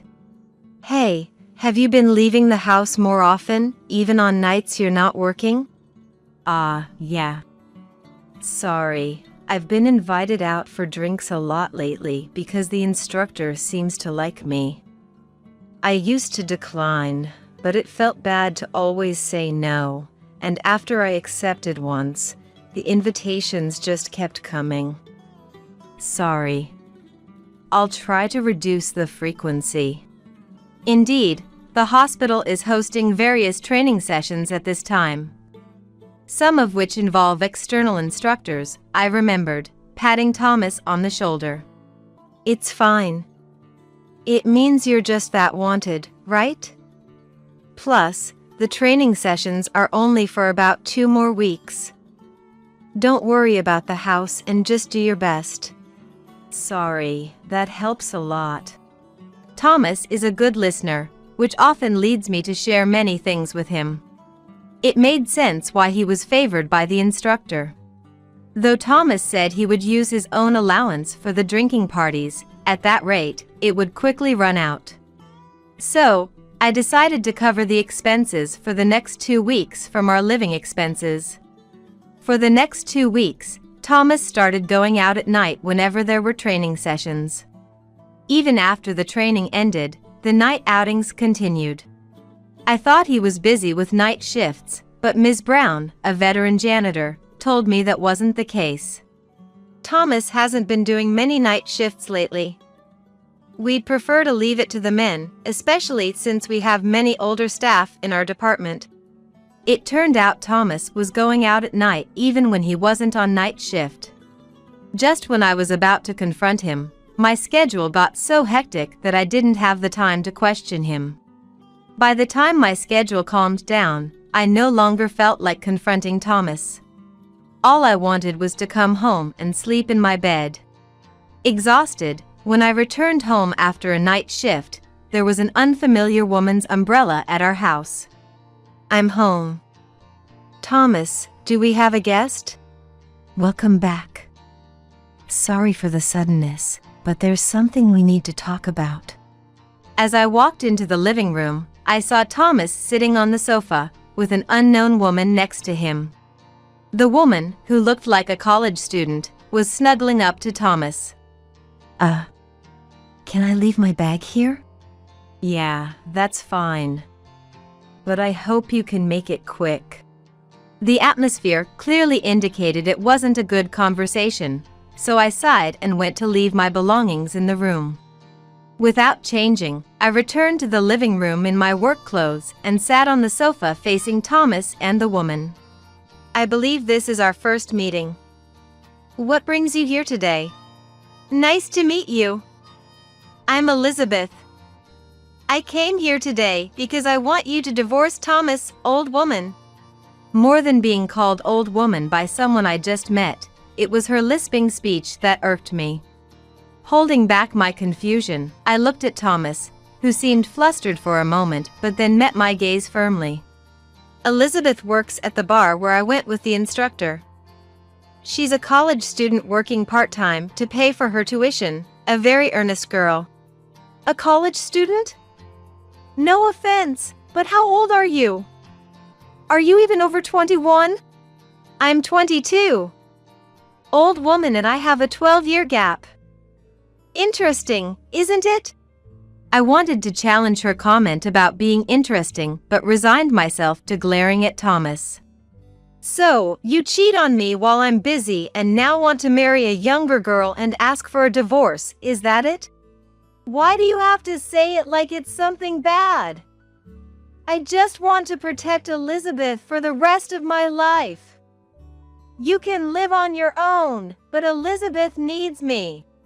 Thomas, that's so cool. Watching them engage in affectionate gestures before me made me sigh. Thomas was completely smitten by Elizabeth, finding everything she said adorable, which was incredibly annoying. Every time I called Elizabeth's name, she looked at me with a triumphant, smug smile. Do you really want to marry this man? A man who goes to bars while married, brags, and lies. A man who takes the sales talk of bars seriously. Are you sure you won't regret it? Of course I want to marry him. After all, Thomas is a doctor and earns a lot. It's terrible to accuse him of lying. He's promised to stop going to bars once we're married. Thomas and I are in love, so it'll be fine. Hearing this, Thomas hugged Elizabeth as if moved, and they once again retreated into their own world. I stared at Thomas in disbelief, but our eyes never met. All right then. If you two have decided on that, I'll divorce you. But there's a condition. What's the condition? Division of assets? At Thomas's words, I shook my head no. And then looked at them with a smile. We're going to the family court together. I want Elizabeth to witness Thomas and I submitting our divorce application. After the divorce application is accepted, I want you two to apply for your marriage certificate in front of me. That's all. The two, initially confused by what was said, stood up delighted when they realized that was the only condition. Then, the three of us headed to the family court. At the family court, Thomas and I first submitted our divorce application. I made a somewhat unreasonable request to the staff to expedite the process as much as possible. Later, when the divorce application was accepted, we went to the state office, where Thomas and Elizabeth applied for their marriage certificate. I helped them fill out the application forms and advised them on the necessary identification documents, all the while curious glances from those around us. The atmosphere of an ex-wife helping the new wife with the paperwork felt awkward, and the staff deliberately avoided looking at us. I felt a bit guilty, but I couldn't help feeling good about myself. Then, I returned home and moved all my belongings to my parents' house.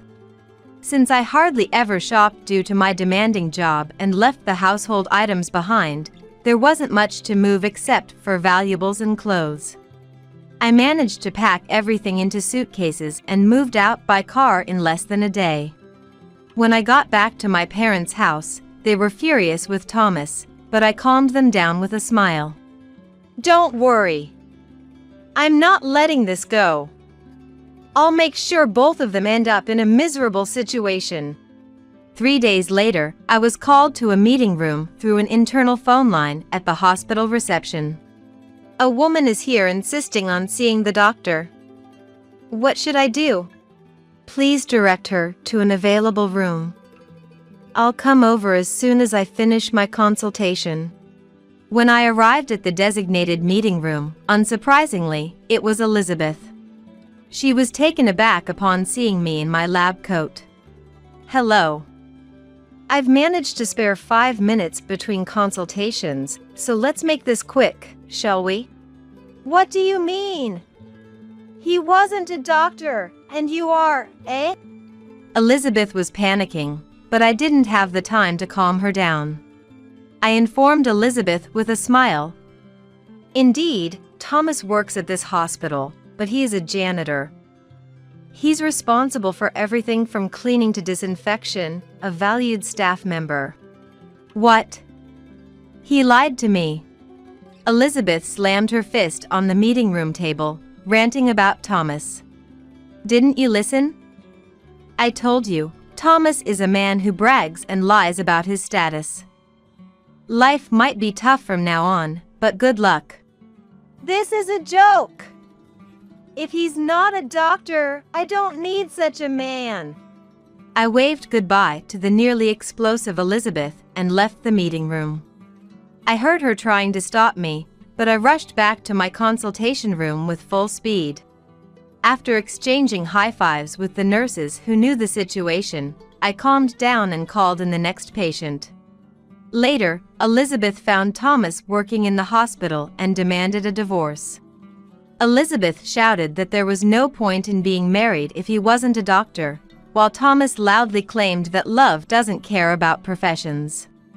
The spectacle was witnessed by waiting patients and nurses, quickly becoming the talk of the hospital. Despite whispers from onlookers, the heated argument between the two didn't subside until security had to intervene, nearly leading to police involvement. Elizabeth stormed out of the hospital, and Thomas followed her. Elizabeth returned home and caused a neighborhood disturbance by screaming at Thomas to divorce her and claiming the house, along with demanding compensation for being deceived. Around the time our divorce became known in the hospital, I filed for compensation against both of them for the affair. Thomas and Elizabeth came to my parents' house immediately after receiving the letter from the lawyer. What the heck is this about demanding compensation? You didn't set any conditions other than remarrying Elizabeth. Why are you demanding compensation now? They barged into the house without hesitation, ranting in front of my parents. Well, Thomas, you cheated on me while we were married, and you, Elizabeth, knew he was married and still had an affair with him, right? So, of course, I'm going to demand compensation from both of you. Don't be ridiculous. It's not my fault. I won't pay a cent. You're so greedy even though you're a doctor.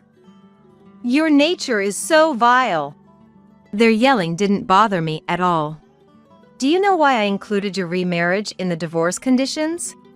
Thomas and Elizabeth looked puzzled. One reason is to make it clear that Thomas was having an affair while married to me. Normally, getting remarried just a few weeks after a divorce screams that the person was the affair partner. Though you didn't need to do that since you made a scene at the hospital and everyone already knows. The other reason is to ensure I could definitely get compensation from you. I thought Elizabeth was a fake name you used at the bar, and I had no idea where you worked or who you really were. So, I had you fill out the marriage certificate application and helped you with the process. Thanks to that, I got to see all your identification documents. Oh, and when you get married, you have to change your name and address on your driver's license, you know. While Thomas frowned, Elizabeth's face turned paler. So, I'll leave the rest to the lawyer. You can try to dodge or run, but don't forget I have all your personal information.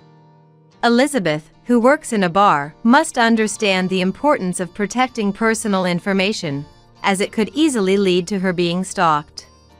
As I smiled, Elizabeth ran off with heavy footsteps. Thomas, looking dumbfounded but irritated at me, followed after Elizabeth. In the now quiet house, I sighed and soothed my angry parents. Elizabeth has been paying the compensation smoothly. Considering she's a college student, I proposed a modest amount, so she should be able to finish paying within the year. Though she wants to divorce Thomas, he's resisting, and neither of them can afford a lawyer for divorce negotiations. Thus, they're separated but not yet divorced. It was also her fault for believing Thomas was a doctor just because she saw a family name similar to his on the hospital's medical staff list. Even though she's still a college student, working in customer service means she should know better than to blur the lines between customers and employees. Perhaps for her, a wealthy doctor was an ideal marriage candidate, but having an affair with a married man was wrong. Even if Thomas agrees to a divorce in the future, she'll have a divorce record. This incident has likely taught her a lesson that destroying someone's family carelessly can lead to dire consequences for herself. As for Thomas, he disappeared from the hospital without me having to do anything. In fact, Thomas, who had left the hospital to follow Elizabeth after she was expelled that day, was in the middle of his shift. As a result, Ms. Brown, a veteran janitor and Thomas's supervisor, was furious. With her face red with anger, she wrote in large letters on Thomas's work schedule that he was absent without permission due to a romantic entanglement. Thanks to that, even the janitors who were off that day came to know about it. Among the staff, that uproar became a major incident, and the patients spread rumors among themselves. As a result, Thomas was the subject of both true and false accusations and ended up being ostracized by everyone, ignored even in greetings, which seemed to break his spirit. One day, he suddenly resigned on his own. Afterward, he apparently returned to his father-in-law house, where his father-in-law, who was already informed of the situation, scolded him severely. There was no apology from Thomas, but I decided not to worry about it anymore since the full amount of compensation I had demanded was deposited by my mother-in-law. In the hospital, I received approaches from male doctors and nurses who heard I was single again, but I declined all of them, thinking I'm okay without marriage for a while. I continue to work as an internist, busy but dedicating time to each of my patients. A life without kids is just miserable. My daughter Laura is both adorable and a genius. William said that with a smirk, and I couldn't help but feel a surge of uncontrollable anger. It was like he'd forgotten all he's done to me, and then he just came up to talk to me with that nonsense. I couldn't help but be furious. However, I remembered the situation I was in and managed to suppress my anger. Trying to appear as cheerful as possible, I decided to reply to him. Even if he gets mad at it, it's nothing compared to what I've endured. I called my daughter, who was a little distance away, and proudly said, "Okay, let me also introduce my daughter, Jasmine." I'm probably wearing the kind of smile I imagine. While showing that to him, I hugged Jasmine, who ran up to me. "What?"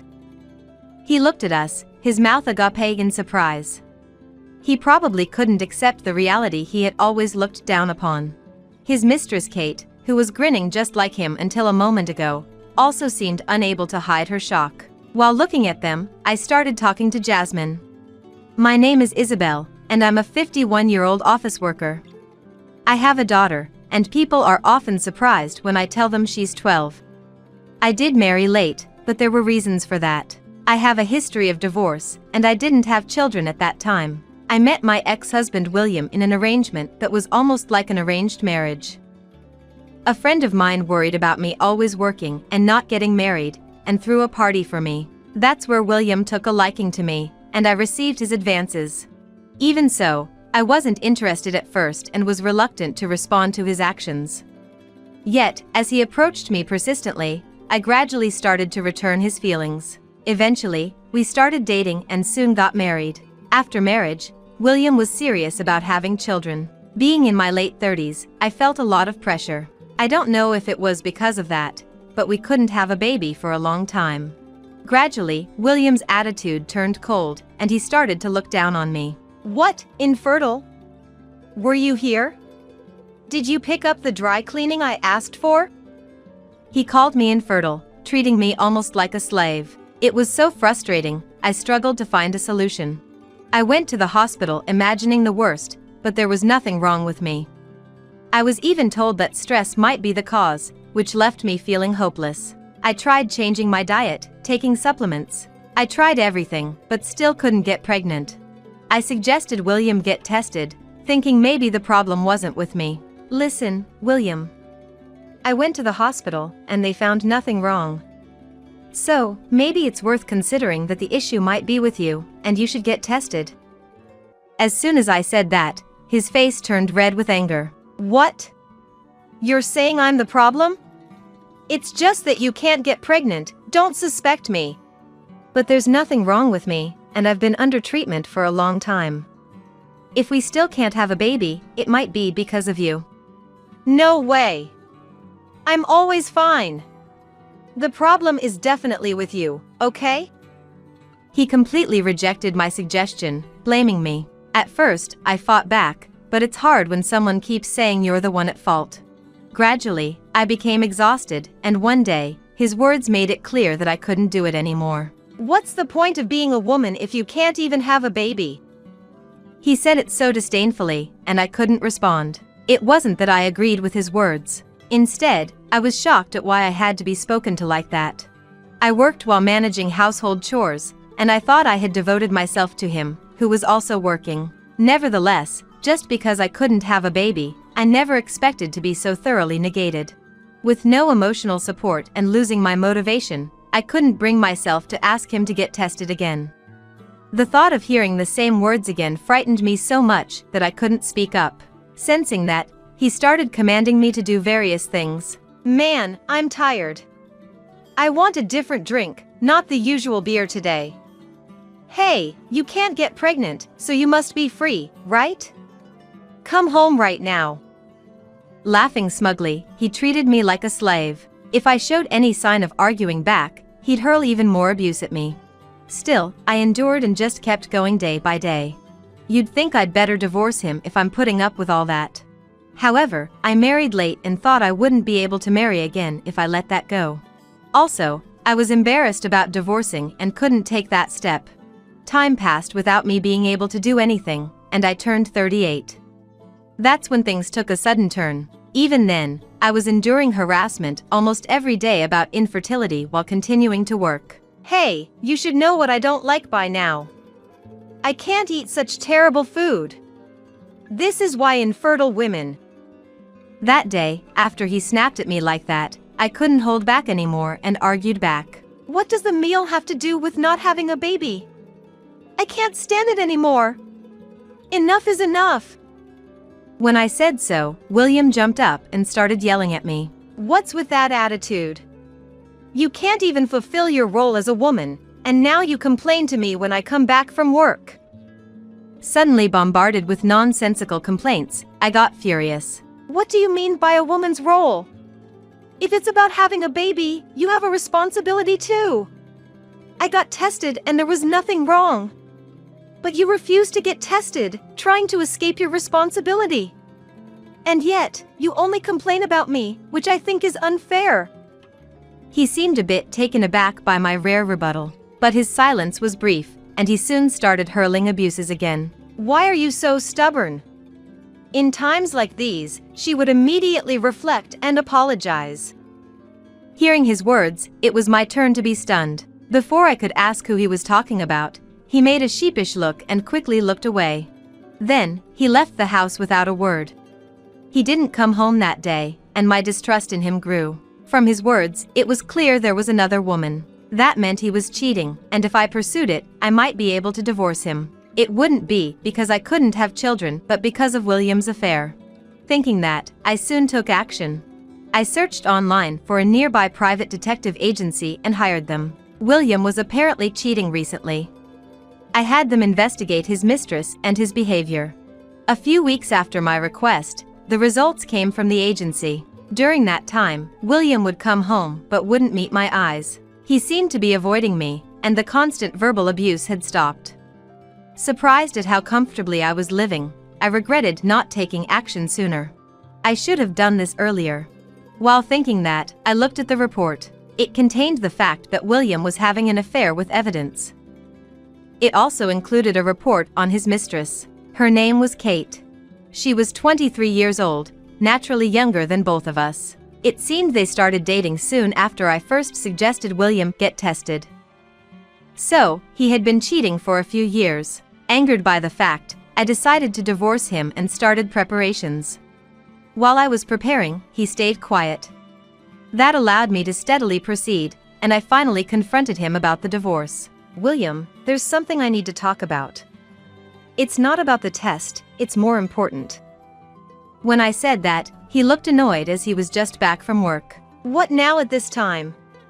I've got something to tell you, too. Make it quick. Saying so wearily, he still seemed to be listening while operating his mobile phone.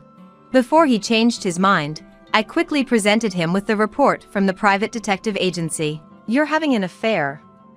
I've had it properly investigated, so there's no escaping it. With both the baby issue and your affair, I can't take it anymore. I want a divorce. Saying that, I also presented a half-filled divorce application as a sign of my resolve. Far from being flustered, he smirked and took the divorce papers from my hand. Ha, you're well prepared. Such perfect timing makes me doubt your predictive abilities. As he said that and operated his mobile phone, the sound of the front door opening echoed. Good evening. Nice to meet you. I'm Kate, the one who's going to marry William next. Entering from the entrance was the person in the photo enclosed in the report. Younger and cuter than she appeared in the photo, Kate greeted me with a grin. I was just about to introduce you today. I never imagined you'd prepare the divorce papers. If you were always this considerate, I might have stayed, but it's too late now. While half laughing, he entered the living room with the divorce papers in hand. Stunned by the sudden turn of events, I stood frozen, unable to grasp the situation. After a while, William came out of the living room, having signed the divorce papers. Handing them to me with a smirk, he said, "It saved me a lot of trouble. We're no longer a couple, so leave immediately. Kate's pregnant, and I want her to spend her time as stress-free as possible." With Kate and William smirking maliciously, I lost myself. I snatched the divorce papers from his hand and rushed into my room. Then, I grabbed my already packed bags and left the house without a word. 13 years later since then, I was visiting a project I had been involved in that had just been completed. I work as a specialist consultant, and this time I was in charge of designing a condominium that was disaster-resistant and supportive of childcare. At that time, after being introduced to Kate by William, I took refuge in a nearby Holiday Inn. I waited for dawn, then submitted the divorce papers to City Hall and moved from hotel to motel. Eventually, I moved into a house and devoted myself to my work. My mood lightened after divorcing William, and work went smoothly, with increased business opportunities and networking. Thanks to that, I was appointed as a project leader, which led to this urban development project. Now that the long-term project was finally complete, I felt relieved. There was a small event, and the place was crowded. Suddenly, I heard a familiar, unpleasant voice. "Hey, long time no see. Still all alone? I'm here to buy a condo for a family of 3. Not that it matters to you." I regretfully turned towards the voice and regretted it. There stood William and Kate.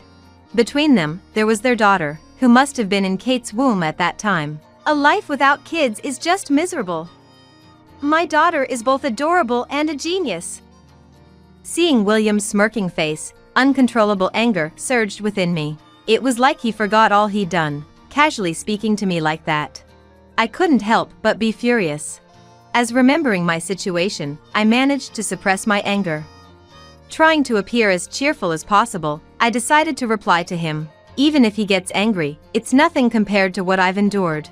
I called my daughter, who was a little distance away, and said proudly, "Okay, let me also introduce my daughter." I was probably wearing the kind of smile I had imagined. While showing that to him, I hugged Jasmine, who ran up to me. "Huh?" He looked at us with his mouth agape in surprise. He probably couldn't accept the reality he had always looked down upon. Grinning just like him until a moment ago, Kate seemed unable to hide her shock. While looking at them, I spoke to Jasmine. "Found a spot you want to shoot at?" When I asked, Jasmine smiled brightly and nodded. "I want to shoot in front of the flower bed you insisted on to the end." She pointed to the flower bed and ran towards it, picking up the equipment beside me. As I watched her tomboyish figure, Kate screamed, "That's Jasmine from the video sharing site, right? Why is she calling you Mom?" At Kate's words, their daughter spoke up. "That's right. Wow, meeting the real deal. Hey, can I get an autograph?" "That's a good idea, Laura. You really are a genius." Impressed by their arrogant attitude, true to their nature as parent and child, I shrugged my shoulders and firmly declined. "Sorry, but you can't. Jasmine does video posting voluntarily. She enjoys shooting and editing. It's not about being famous. Sure, she's become well known, but that's not what she wants to do." Well, it wouldn't hurt, right? After all, Laura is a genius. A combination of a popular person and a genius makes a good story. Listening to William proudly proclaiming his daughter's genius, I asked, weary, "What exactly makes your daughter a genius?" "So far, I only see a lack of common sense and arrogance." "How dare you say that? Laura has a lot of things to be good at." I wanted to see concrete examples of her genius, but found nothing specific in Kate's claims, causing me to sigh. Seeing that, William, displeased with my attitude, began to brag more about Laura. "You know, Laura never sticks to anything. Too much of a genius, she masters everything too quickly. She's tried so many hobbies but gets bored as soon as she excels. Oh boy, the troubles of having a genius child." Hearing what hardly sounded like a boast, I grew tired. Without much response to his bragging, I moved towards where Jasmine was filming. Behind me, William's family were saying something, but I ignored them and called out to my daughter. "Jasmine, how's the shooting going? Let's go to a cafe when you're done." Jasmine was surrounded by a crowd of people watching her film. Some of them seemed to realize she was Jasmine, making the scene quite lively. "Just need to shoot the ending, and we're done. Hang on a bit longer," she cheerfully answered, waving to the people around her before starting the final scene. "Hey, Jasmine! Film with me." In an oblivious moment, Laura interrupted the filming. Noticing it, Jasmine smiled at Laura and resumed shooting. After finally finishing, Jasmine found herself encircled by onlookers. Like Laura, they asked for autographs, but she politely declined. Instead, she chatted and interacted joyfully with those who approached her. She was continuing her activities because she enjoyed them, not because she wanted fame. Despite her fame, she never boasted about it. Of course, she hadn't thought about giving autographs, so she couldn't offer one. Then, it would be good to communicate a bit as a way of returning the favor to those who approached her. That's what Jasmine has been thinking and acting on. Laura had interrupted her earlier, but Jasmine wanted to maintain her composure. In fact, I wonder if Laura really understood Jasmine's gentle refusal.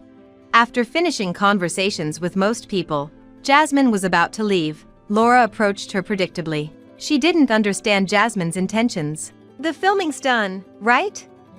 So, film with me next." Seeing Jasmine staring at Laura in astonishment, I couldn't hold back and intervened. "Sorry, but Jasmine doesn't do collaborations. That smile earlier was just a polite response to your interruption during filming." "What's that, pleasantries? Learning such things as a child, aren't you raising her wrong?" Kate interjected sarcastically, looking down at Jasmine with crossed arms. Jasmine briefly frowned but remained silent, not retorting to Kate. Seeing that, Kate became more confident and pressed further. "So, are you saying Laura isn't worth filming with?" Laura can do anything, she's a genius. It's actually an opportunity to enhance your image. Why don't you read the situation better? Overwhelmed by that, Jasmine looked at me for guidance. Receiving her gaze, I sighed and replied to Kate, "Enough already. You keep calling your daughter a genius, but there's not a single concrete example. Isn't there something more substantial to boast about?" As I said it, the people around us, who had been listening to our conversation, agreed. Pressed by their words, Kate made a displeased face, but Laura seemed unfazed. Instead, she proudly boasted about her accomplishments. "I got an award at a piano recital. It was for practicing well. And also, at dance school for learning a whole song. I also got an award for never missing school. I've been awarded a lot." Laura was at least over grade 7. Thinking about it, her statements seemed awkward, to say the least. Unaware of that, Laura looked at us expectantly for praise. I exchanged a troubled look with Jasmine, and we could only make helpless faces. The people around us seemed to feel the same, with some even bursting into laughter. Even Kate seemed to read the atmosphere and tried to change the subject forcibly. "By the way, since you're active like this, how much do you earn?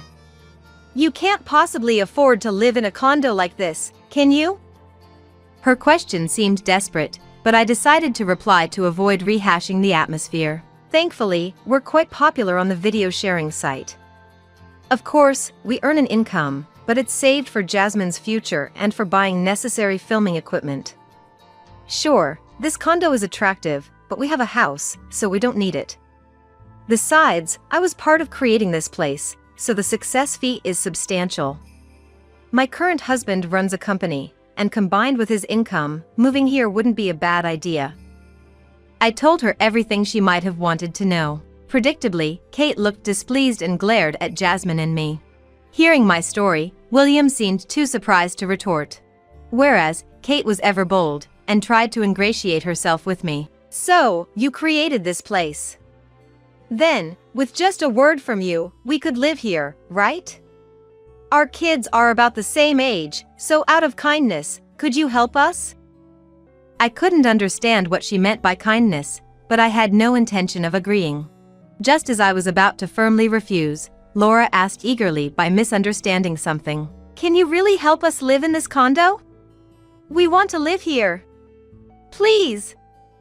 At her words, I sighed deeply in exasperation. I decided to set the record straight for once and all. "Sorry, but I can't guarantee you can live here. Sure, I might be able to refer you to the management company with my connections, but there are screenings. Things like what job you do, your income, and your prospects. I'm not in charge of the screenings, so it's not guaranteed. It's up to you, so good luck with that." Hearing that, Kate made her face, while Laura didn't seem to fully understand. Then William butted in, making an unreasonable demand. "My daughter's asking, so make it happen. If you have the connections for creating this place, get us through the screening." Everyone around whispered at his absurd demand. I pondered how to explain the obvious fact, my head aching. "You can't just interfere in the screening process, can you? That's obviously out of my jurisdiction. If you want to live here, overcome it with your own efforts." When I said that, William suddenly became enraged and started to rampage. He began ripping out the flowers from the nearby flower bed and throwing them at me. I stood in the way to protect Jasmine from getting hit, while scolding him. However, for some reason, Kate and Laura followed his lead and started doing the same. Furthermore, while hurling the flowers, Kate shouted insults at us, and Laura hurled verbal abuse at Jasmine. I was busy protecting Jasmine, but people around us started to intervene to stop them. Nonetheless, the three of them refused to listen and kept throwing anything they could grab. Kate picked up a stone lying nearby and was about to throw it. I grabbed her arm to stop her from hitting Jasmine, but Kate carried away and pushed me. Thus, I fell into the flower bed, hitting my head. Seeing that, people around us condemned them more vehemently and tried desperately to stop them. Yet, the three of them continued to act wildly and were soon restrained. Someone had called the police, though I didn't know who, and they arrived upon hearing the commotion. "Who called the cops?" As the police officers restrained him, William shouted, but no one responded. Kate also was restrained by the police and tried to find out who had reported them. Laura stopped her tantrum but began crying upon seeing her parents being held by the police. The noisy scene was suddenly overtaken by the commanding voice of a police officer. "You're under arrest for obstructing official duties." With those words, the place became silent instantly. It seemed William had attacked a police officer and was being arrested on the spot. Holding my head and hugging Jasmine, who was close to tears, I watched the scene unfold. As William was taken away, Kate and Laura were also escorted to the police station. The three of them were put in a police car and gradually disappeared from view. After such a huge uproar caused by William's family, I felt drained as they were easily taken away by the police. Meanwhile, I came to myself by Jasmine's desperate yell. "Mom, you're hurt. Should we go to the hospital? Otherwise, you will." Affected by the chaos, Jasmine finally burst into tears. I hugged her, apologizing for involving her in such an incident. The people around us also expressed their concern, making me feel cared for. Though I was in pain, the fact that Jasmine was safe made it seem insignificant. Every time someone asked, I assured them I was fine, and soon the sound of an ambulance siren was heard. Apparently, someone had called an ambulance as well. When the ambulance arrived, I was taken away with the police officers. As I boarded the ambulance with Jasmine, I glanced back at the flower bed where the flowers had been torn out. As being involved in the construction of a large condominium, I had wanted to mitigate its oppressive presence. So, I established a park on the property and planted flower beds there. I hoped the park would become a place of rest and foster enjoyable conversations. I met my current husband in a park, taking a break from work and admiring the flower beds. He approached me, and we started talking, eventually becoming close. Initially, we only met during lunch breaks, but gradually we began dining out and eventually married. Soon after, we were blessed with Jasmine, and despite it being a late pregnancy, she was born safely. That park with the flower beds had brought me happiness. Therefore, in the projects I was involved in, I wanted to create opportunities for others to find happiness. That was the idea behind that flower bed. Its destruction saddened me deeply, and I was quite shocked. Upon reaching the hospital, treatment began immediately, and I needed a few stitches. Thankfully, it wasn't visible, much to my relief. Seeing it, Jasmine seemed reassured, and by the time we left the hospital, she was smiling again. While waiting for the bill, I was questioned by the police and decided to file a complaint. I also decided to hire a lawyer and ensure that William's family faced appropriate consequences. Thanks to that, Kate was arrested for assault. According to the lawyer, with her parents in police custody, Laura was taken in by Kate's parents. I thought that was unfortunate enough, but she was in for strict re-education from her grandparents. Taken in by her grandparents, she was apparently reprimanded and criticized greatly for her usual behavior. Due to her young age, it seems she is being disciplined strictly for rehabilitation. It will likely lead to challenging days ahead for not only William and Kate but also for Laura. As for me, my injury has been healing well since then. I had the stitches removed recently, so there's no significant injury anymore. Jasmine has become even more popular since that day and has been busy. It turns out that it was one of her followers who called the police and ambulance. After the filming ended, sensing the tense atmosphere, Jasmine quickly switched to live streaming. Thanks to that, when the brawl escalated, one of her followers took action. We are truly grateful for that, as it helped bring the situation under control.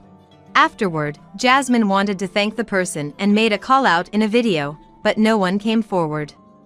So, we decided to post another video expressing our gratitude. When we went to film the video at the park where the disturbance occurred, we found the flower bed beautifully restored.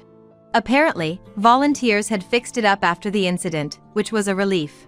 Since then, things have been going surprisingly well. My work on the condominium has led to an increased evaluation of my job. I've been promoted and now am the head of the planning department.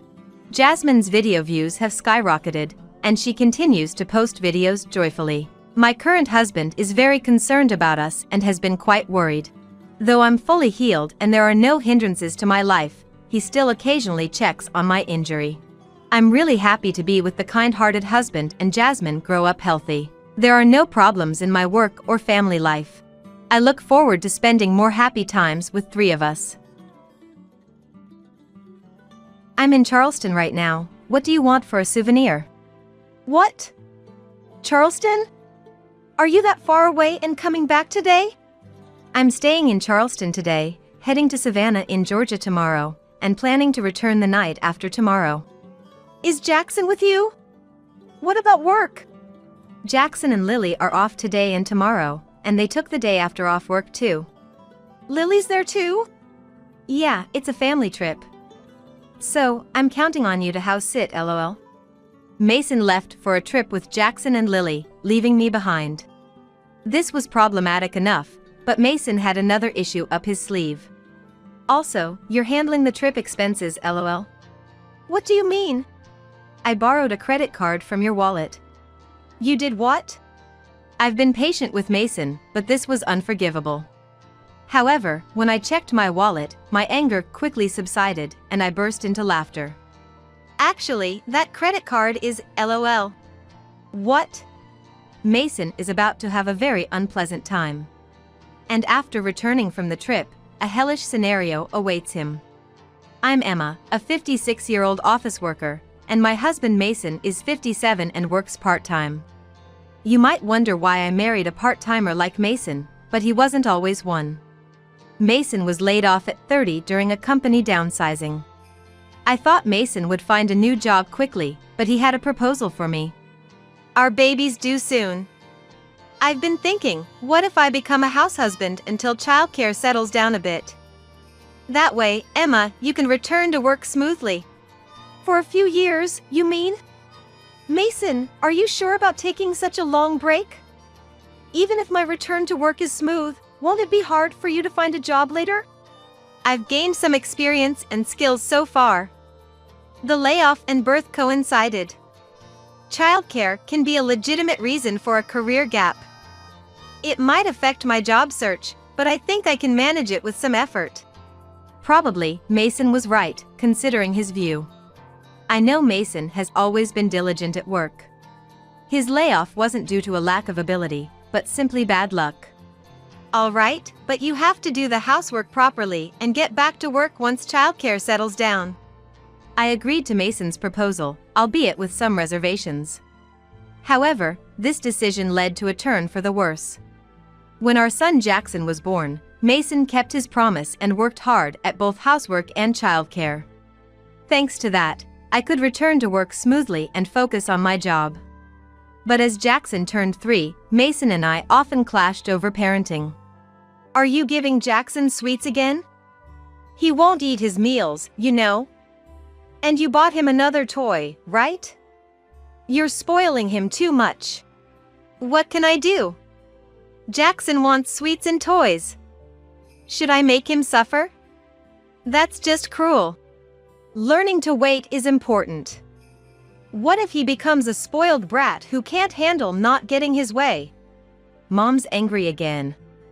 She says no to sweets and toys. I don't like Mom. Since I'm working and Mason is a house husband, Jackson spends more time with Mason. And Mason, spoiling Jackson, has made him a complete ally. It's sad not having my child on my side, but given the situation, it can't be helped. But apart from parenting, there was another issue. Mason, you didn't clean up the lunch dishes again? I'm busy with childcare. You wouldn't understand, being at work all day. I get that you're busy, but this happens every day. I end up washing and cleaning up after work. Can't you at least soak them? They're always dry and hard to wash. Mom's being fussy again. Scary, huh? I don't like Mom. Mason gradually stopped doing housework. Cooking, cleaning, laundry, he left everything halfway, and I ended up doing it all. I never intended to dump all the housework on Mason, just because he's a house husband. I used to help out, but Mason grew dependent on my assistance and eventually stopped doing anything. Well, Jackson's starting preschool soon, and it's about time for Mason to look for a job. Maybe he's just cherishing his time with Jackson before work starts. Thinking this, I stopped nagging Mason about housework and childcare. But even when Jackson started preschool and then elementary school, Mason didn't start job hunting. Hey, Mason. Jackson's 10 now. Isn't it about time you start looking for a job? He's still only 10. Besides, if I start working, Jackson will be home alone till night. Don't you think that's sad? That's why I said we should practice leaving him alone for a bit. But you said it wasn't necessary because you're home and never let Jackson practice staying alone. I can't leave Jackson alone. On the surface, it might seem like Mason is saying the right things. But I know better from his past actions. Mason is just using Jackson as an excuse because he doesn't want to work. He used to be diligent before being laid off, but it seems he's grown accustomed to not working and doesn't want to start again. Moreover, I'm just a regular office worker and I don't earn that much. I understand you don't want to leave Jackson alone, Mason.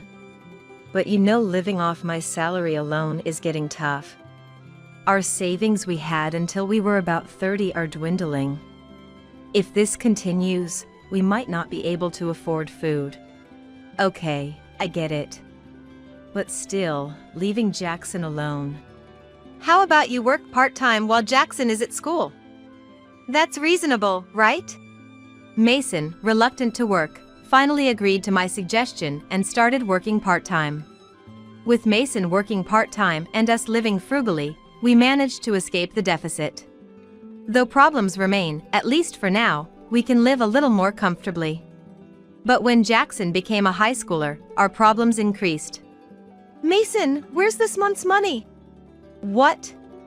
I already gave it to you. There's no way it's this little. Once Jackson started working part-time in high school, he began buying his own things. It's embarrassing as a parent, but it gave us a little more breathing room in our budget. I thought we could even start saving a small amount, but Mason stopped contributing financially, plunging us back into hardship. It soon became clear what Mason was spending his money on. What's this? It's fine. Got it cheap from someone I know. A motorcycle? That's cool. Where did we have the room in our budget for this? I was speechless. Later, Jackson graduated from high school, worked for a while, and moved out at 22.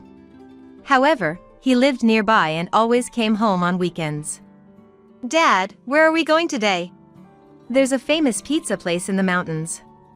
Let's go there. Mason completely stopped doing housework. He and Jackson, having been inseparable since Jackson was young, were like friends. Now, influenced by Mason, Jackson rides motorcycles too, and they often leave me behind on weekends to go on rides. Well, I find it easier when they're not around, so it's fine by me. Dad, why did you marry Mom, who's so uninteresting? Why indeed? I totally chose the wrong person to marry, lol. I've become numb to overhearing such conversations. Jackson, at 26, got married. His wife, Lily, unlike Jackson, isn't the type to ride motorcycles around. She's more serious and hardworking, a bit like me. I've heard men are often attracted to women who resemble their mothers. Maybe Jackson subconsciously chose someone like me. Dad, where are we going today? There's a new fast food place. Want to check it out? Even after getting married, Jackson continued to go out with Mason on weekends. I wonder if it's okay to leave his new wife, Lily, like that. Maybe Lily tolerates it because, unlike Mason, Jackson does work properly. Don't you ever get complaints for not taking Mom along?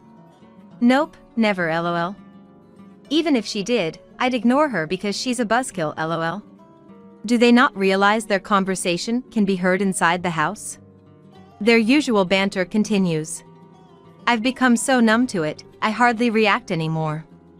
I usually don't pay much attention to Mason and Jackson, but one day something happened that I couldn't overlook. One weekend morning, I woke up to Mason preparing to go out early. Assuming it was just another outing with Jackson, I went back to sleep. When I woke up again and checked outside, the motorcycle was gone. They must have left early as usual. I was spending my day at home when Mason called in the afternoon. I'm in Charleston. What souvenir would you like? What? Charleston? Can you make it back today? We're staying in Charleston today. touring Savannah in Georgia tomorrow, and planning to return the night after tomorrow. Mason and Jackson often ride out on the motorcycle, but they always return the same day. Staying overnight is new. Is Jackson with you? What about work on Monday? Jackson and Lily are off today and tomorrow, and they took the day after off. Wait, Lily's there too? Yeah, so it's a family trip. So, I'm counting on you to house sit, lol. It's not unusual for Mason and Jackson to leave me behind. But I was astounded they took Lily. Did she willingly go on this trip? While I was wrestling with these worries, Mason dropped a bombshell. Also, you're covering the trip expenses, lol. What do you mean? I borrowed a credit card from your wallet, lol. You did what? To think, a thief in the family. It's so disheartening. I've been somewhat indifferent towards Mason because he was spending his own salary. But using my credit card, our household money, is unforgivable. Does he have any idea how hard I worked to keep us afloat? I hurried to check my wallet. Then, my anger vanished, replaced by laughter. The card you took wasn't the black one, but the silver one, right? Yes. Do you have any cash with you? You don't have your own credit card, do you? I have about $200 or so. Why? That's not enough for a 3-day trip. You'll have to ask Jackson to cover the rest. Emma, what are you talking about? Well, about that credit card, lol, it seems to be damaged, lol. When I had to tell Mason, who was out having a good time without me, about the truth, I almost laughed, my voice shook, and my words even came out funny. What? What's wrong with this credit card? It's not broken. This credit card, it seems to have a magnetic malfunction or something. It can't be read, lol. Why do you even have such a credit card? Didn't my wallet have 2 credit cards? I manage my money by separating fixed and variable expenses. The one you took is for fixed expenses like utilities and subscription services. I realized it was damaged when I tried to use it by mistake, but since it's not used for reading at supermarkets or restaurants, I didn't bother reissuing it. What? So, this credit card is useless? That's right. Wait. I told Jackson and Lily that I'd pay for the hotel and meals with this card. How can I tell them it's actually unusable? It's embarrassing. Mason intended to show off with someone else's money. It's another pathetic tale. I don't know. Maybe you can figure something out with your $200? Don't forget the souvenirs. Mason was still fussing on the other end, but I ignored him and hung up. I was alone until Mason returned from the trip. I decided to fully enjoy my time without Mason. 2 days later, in the evening, Mason returned home a bit earlier than planned. Emma, what were you thinking? Do you have any idea how terrible our situation was? Yeah, make sure you pay back the money for the trip. It seemed Jackson and Lily were with him. Mason and Jackson started venting their unreasonable anger towards me from the entrance, even though they hadn't seen me yet. My peaceful time alone was over. I slowly made my way to the entrance. Stop making a scene at the entrance, come inside first. I ushered Mason, Jackson, and Lily into the house and arranged us around the table, with Mason and Jackson facing me and Lily. Mason and Jackson were frowning and crossing their arms, looking angry. Lily also looked displeased. Keeping a damaged credit card, even though you're always on my case about things. Even you can't manage your own stuff, Emma. Make sure you pay back the money I fronted for the trip. We went because you said you'd pay for the expenses. I was exasperated by Mason's irrelevant arguments and Jackson's fixation on money. There were too many things to address, I didn't even know where to start. Mason and Jackson continued to complain at me. As I was trying to decide what to say, Lily suddenly burst out angrily. Jackson! Enough already! It's embarrassing. Why are you getting mad? Lily's sudden outburst left Mason and Jackson confused. However, since Lily and I probably have similar personalities, I had an inkling of what was going on. I was certain of it when Lily got furious. Don't you two get why Lily is angry?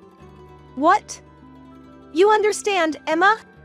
Lily doesn't like motorcycles like Mason and Jackson. Being dragged around on the back of a motorcycle for hours must have been hard for her. Plus, it's not enjoyable to have your FIL tag along on what's supposed to be a couple's trip, not to mention being forced to take off work and ending up with a stolen credit card that doesn't work. That must have been tough for Lily. Am I right? Yes, that's pretty much it. Lily, what are you talking about?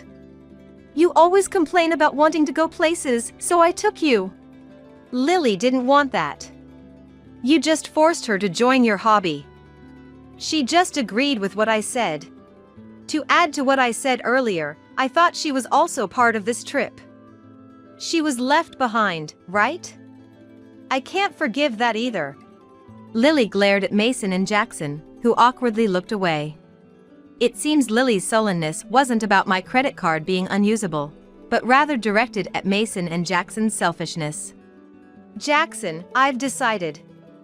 I want a divorce, and since both your parents are here, I'm saying it now. What? Why all of a sudden? It's not sudden. It's okay for you to go out with Mason, but you always spend a lot and don't do anything at home. I just wanted a bit of our time, a little consideration for our relationship. You don't understand that at all, and I don't see a future in this. Dad does the same, and he's not divorced from Mom. Jackson, you're following the wrong example. Apparently, Jackson was too influenced by Mason and became just like him. Lily's grievances with Jackson were the same as mine with Mason. The difference between me and Lily is that she decided to leave Jackson within a year. Lily's declaration of divorce gave me courage. I support Lily's decision to divorce.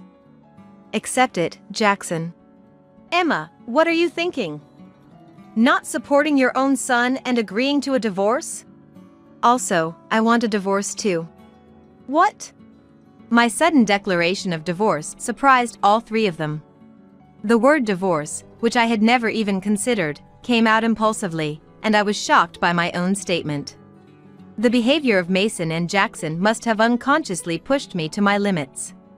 That's how it is, so you two go back to Jackson's house. Lily, stay here for now. With unstoppable momentum, I sent Mason and Jackson out of the house. Lily, shall we proceed with the divorce proceedings together? Feel free to use this house until the divorce is finalized. Thank you. Lily was confused by the unexpected turn of events.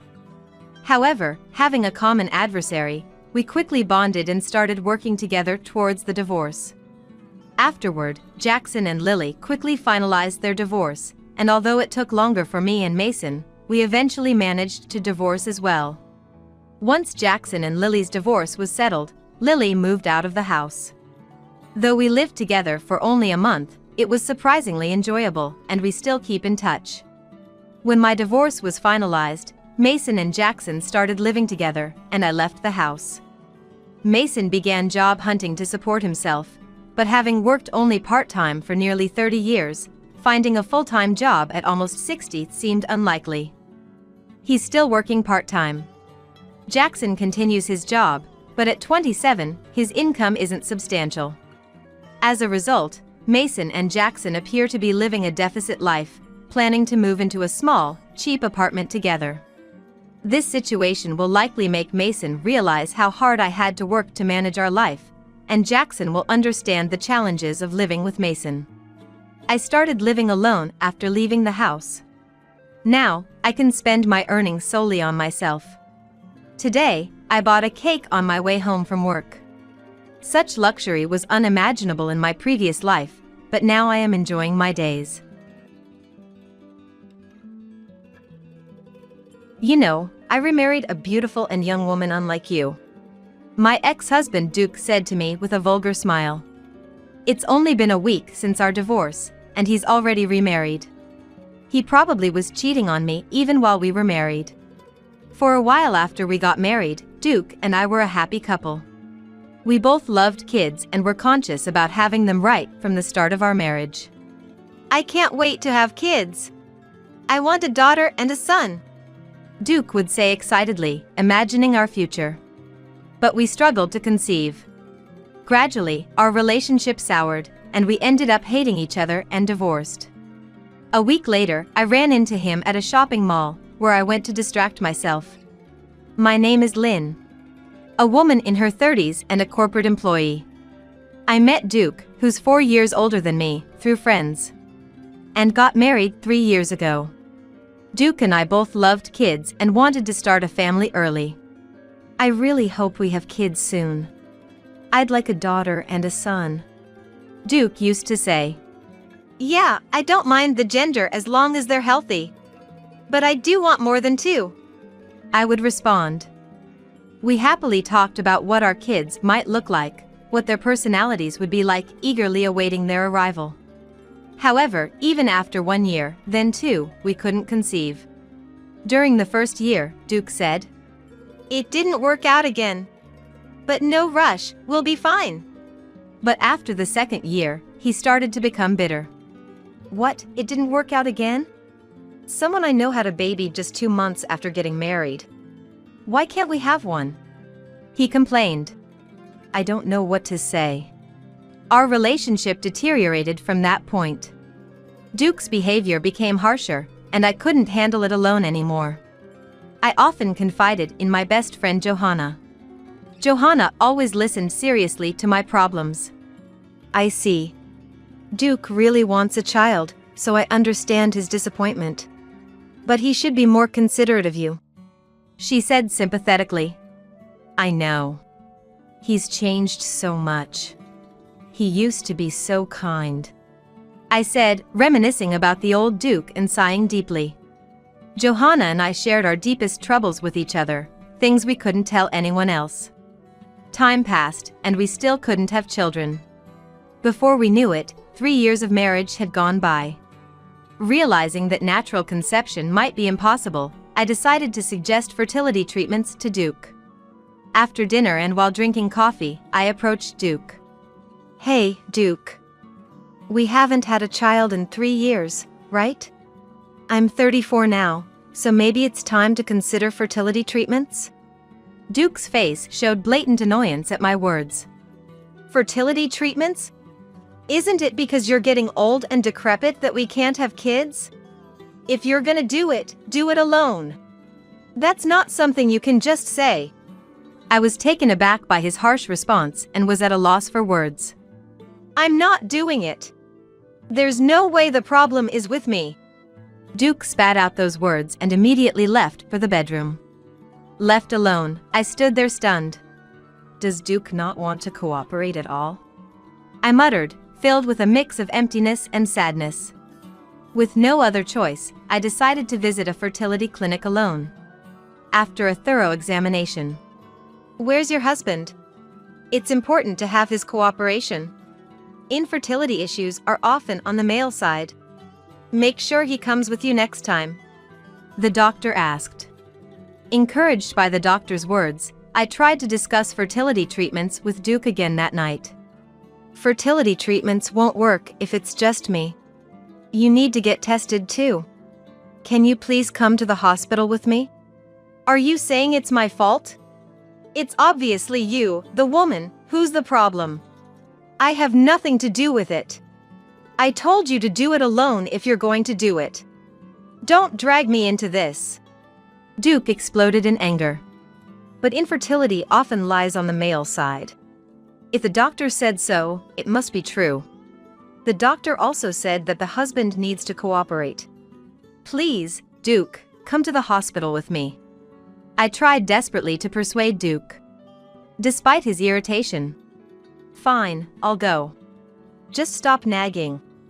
Duke eventually agreed, albeit grudgingly. A few days later, I took Duke to the fertility clinic. After his examination, Duke emerged from the testing room looking irritated, his face twisted in frustration.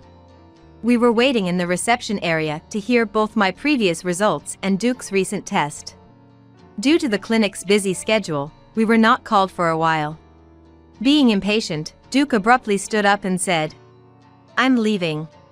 He ignored my attempts to stop him and left alone. I had no choice but to hear the results alone. Finally called in, the doctor's revelation left me in shock. I need to tell Duke. I rushed home, opened the door, and said, "I'm back." I washed my hands and headed to the living room, where an infuriated Duke awaited. What's wrong? Hey! What are you playing at? I thought infertility testing would be simpler, but why did I have to go through that? It was humiliating. It seemed Duke was upset about the nature of the male fertility test. Well, we need to do proper tests to find out why we can't have kids. About the test results. Duke cut me off mid-sentence, shouting angrily. This is all because you're old and can't have kids. I can't take this anymore. I'm divorcing you.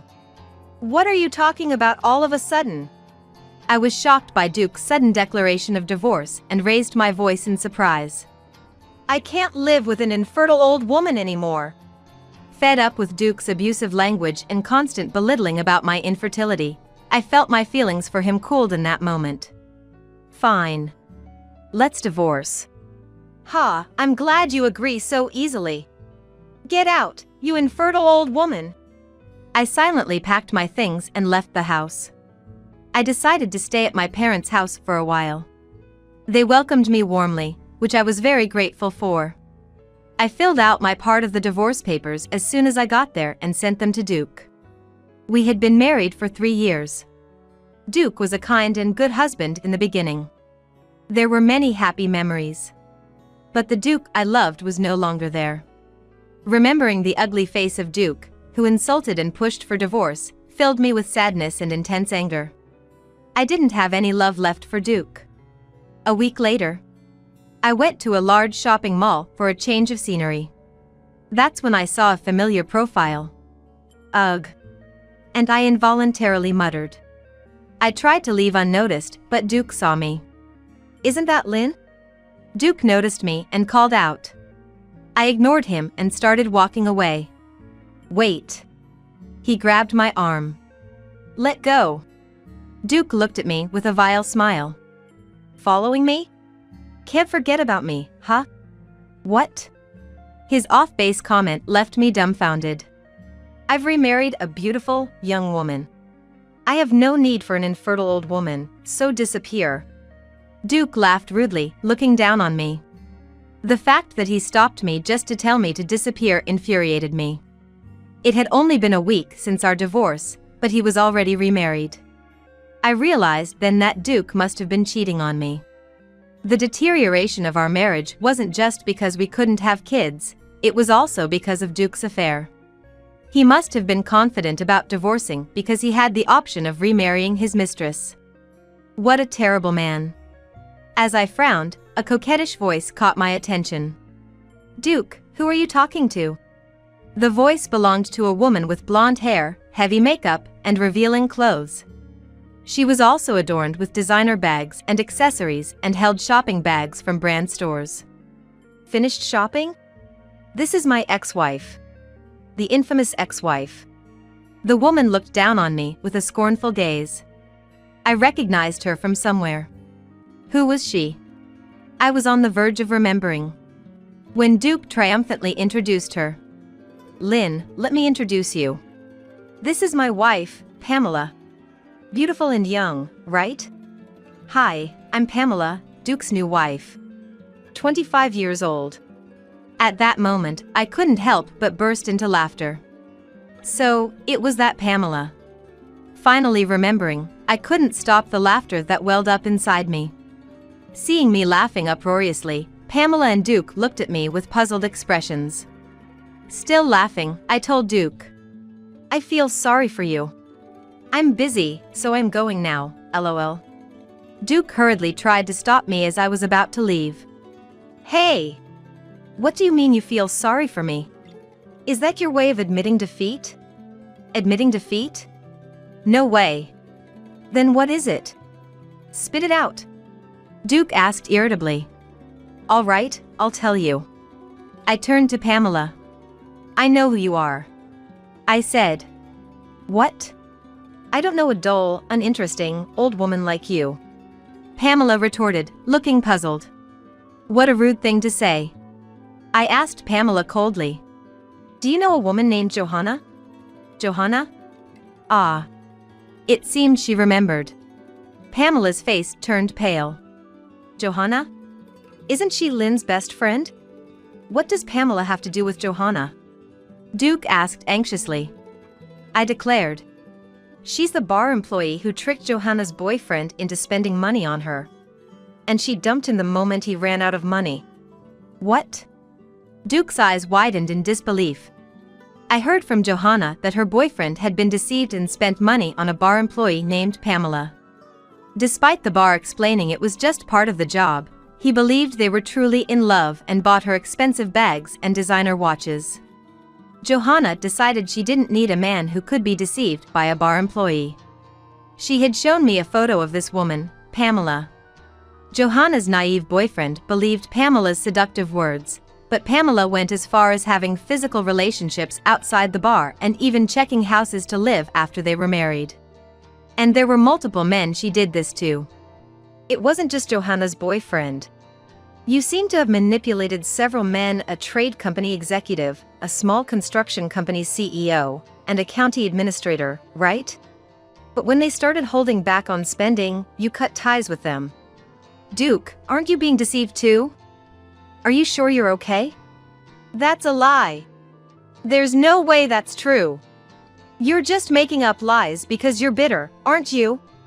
Stop kidding around. Duke was furious, refusing to listen to my warning. Exactly. I would never do such a thing. I don't even know who Johanna is, and I've never made her boyfriend spend money on me. Everything you're saying is a lie. You're just jealous because I'm beautiful, right? Pamela confidently lied and shouted back at me. That's right. Lynn is just jealous of Pamela and making up stories, right? Infertile old hag you are, so ugly. Infertile old hag, that's funny. You're truly pathetic. Go away, you old woman. Taking advantage of my silence, Pamela and Duke unleashed a barrage of insults at me. Finding the situation ridiculous, I said, "You don't have to believe me. I truly don't care about Duke anymore. Anyway, I wish you happiness." And left the scene. From behind me, It's all lies, right? Pamela, you're not deceiving me, are you? Followed by Pamela's voice. Of course, it's a lie. Believe in me. Everything that old woman said was a lie. I heard. A few days later, I met Johanna and told her about the incident. Pamela remarried Duke.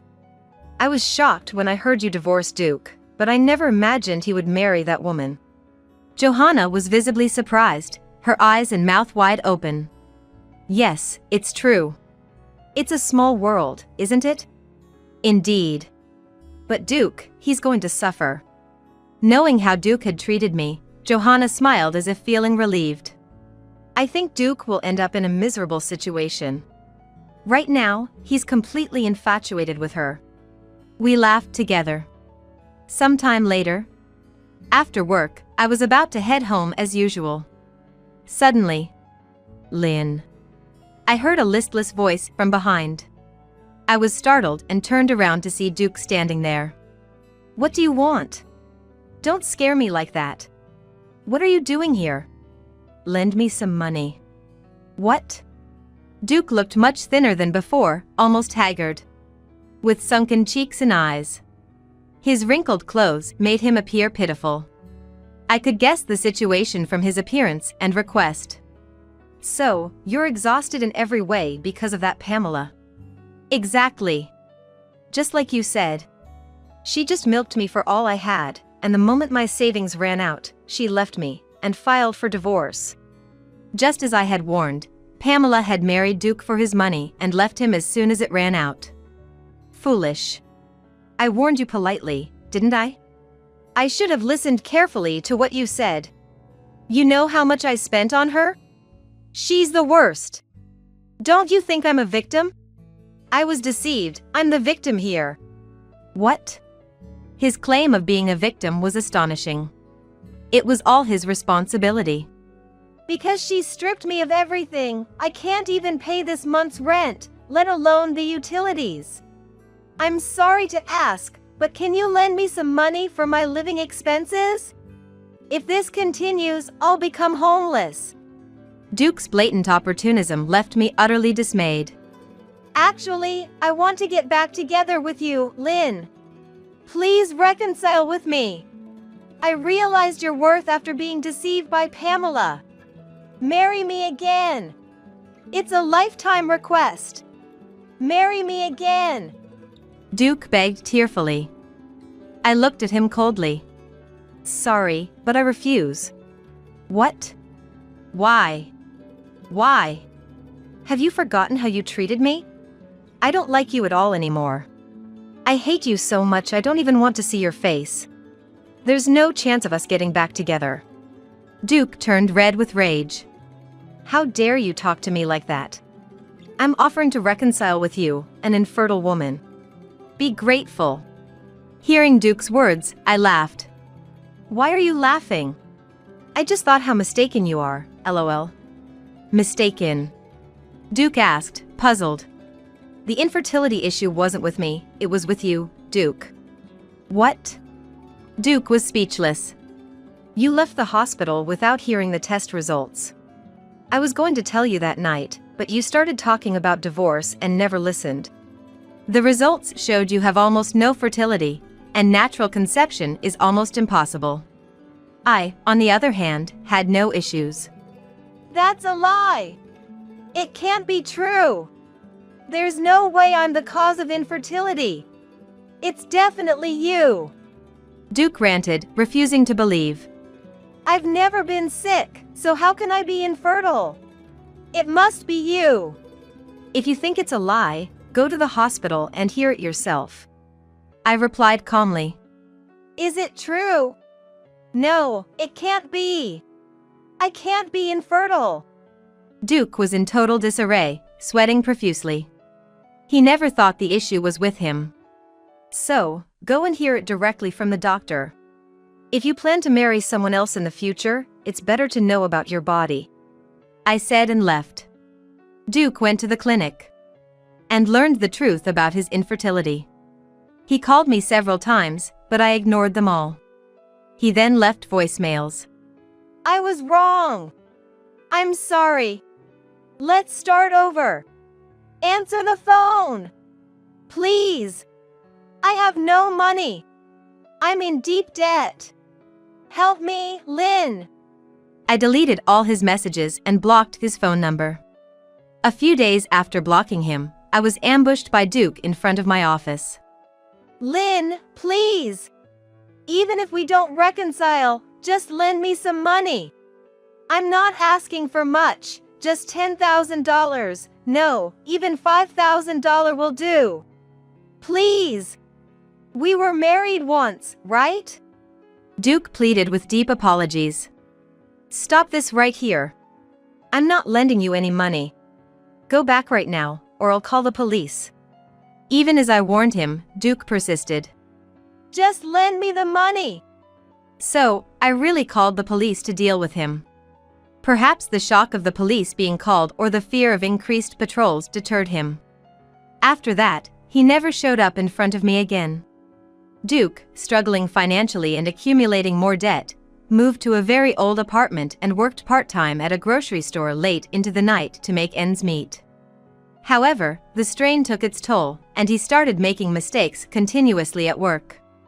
Unable to handle his main job while doing a side job, he was looked down upon and felt quite uncomfortable. Meanwhile, I've almost completely moved on from the shock of the divorce and am working energetically every day. I had relied quite a bit on my parents, but now I've moved to an apartment near my company and am enjoying living alone without any concerns. Recently, Johanna and I went on a long-planned trip, where I met a man and started dating him. It was a long-distance relationship, but last month he got transferred to a branch near my home. He asked me, "Would you like to get married?" So, it looks like I'm going to be quite busy from now on.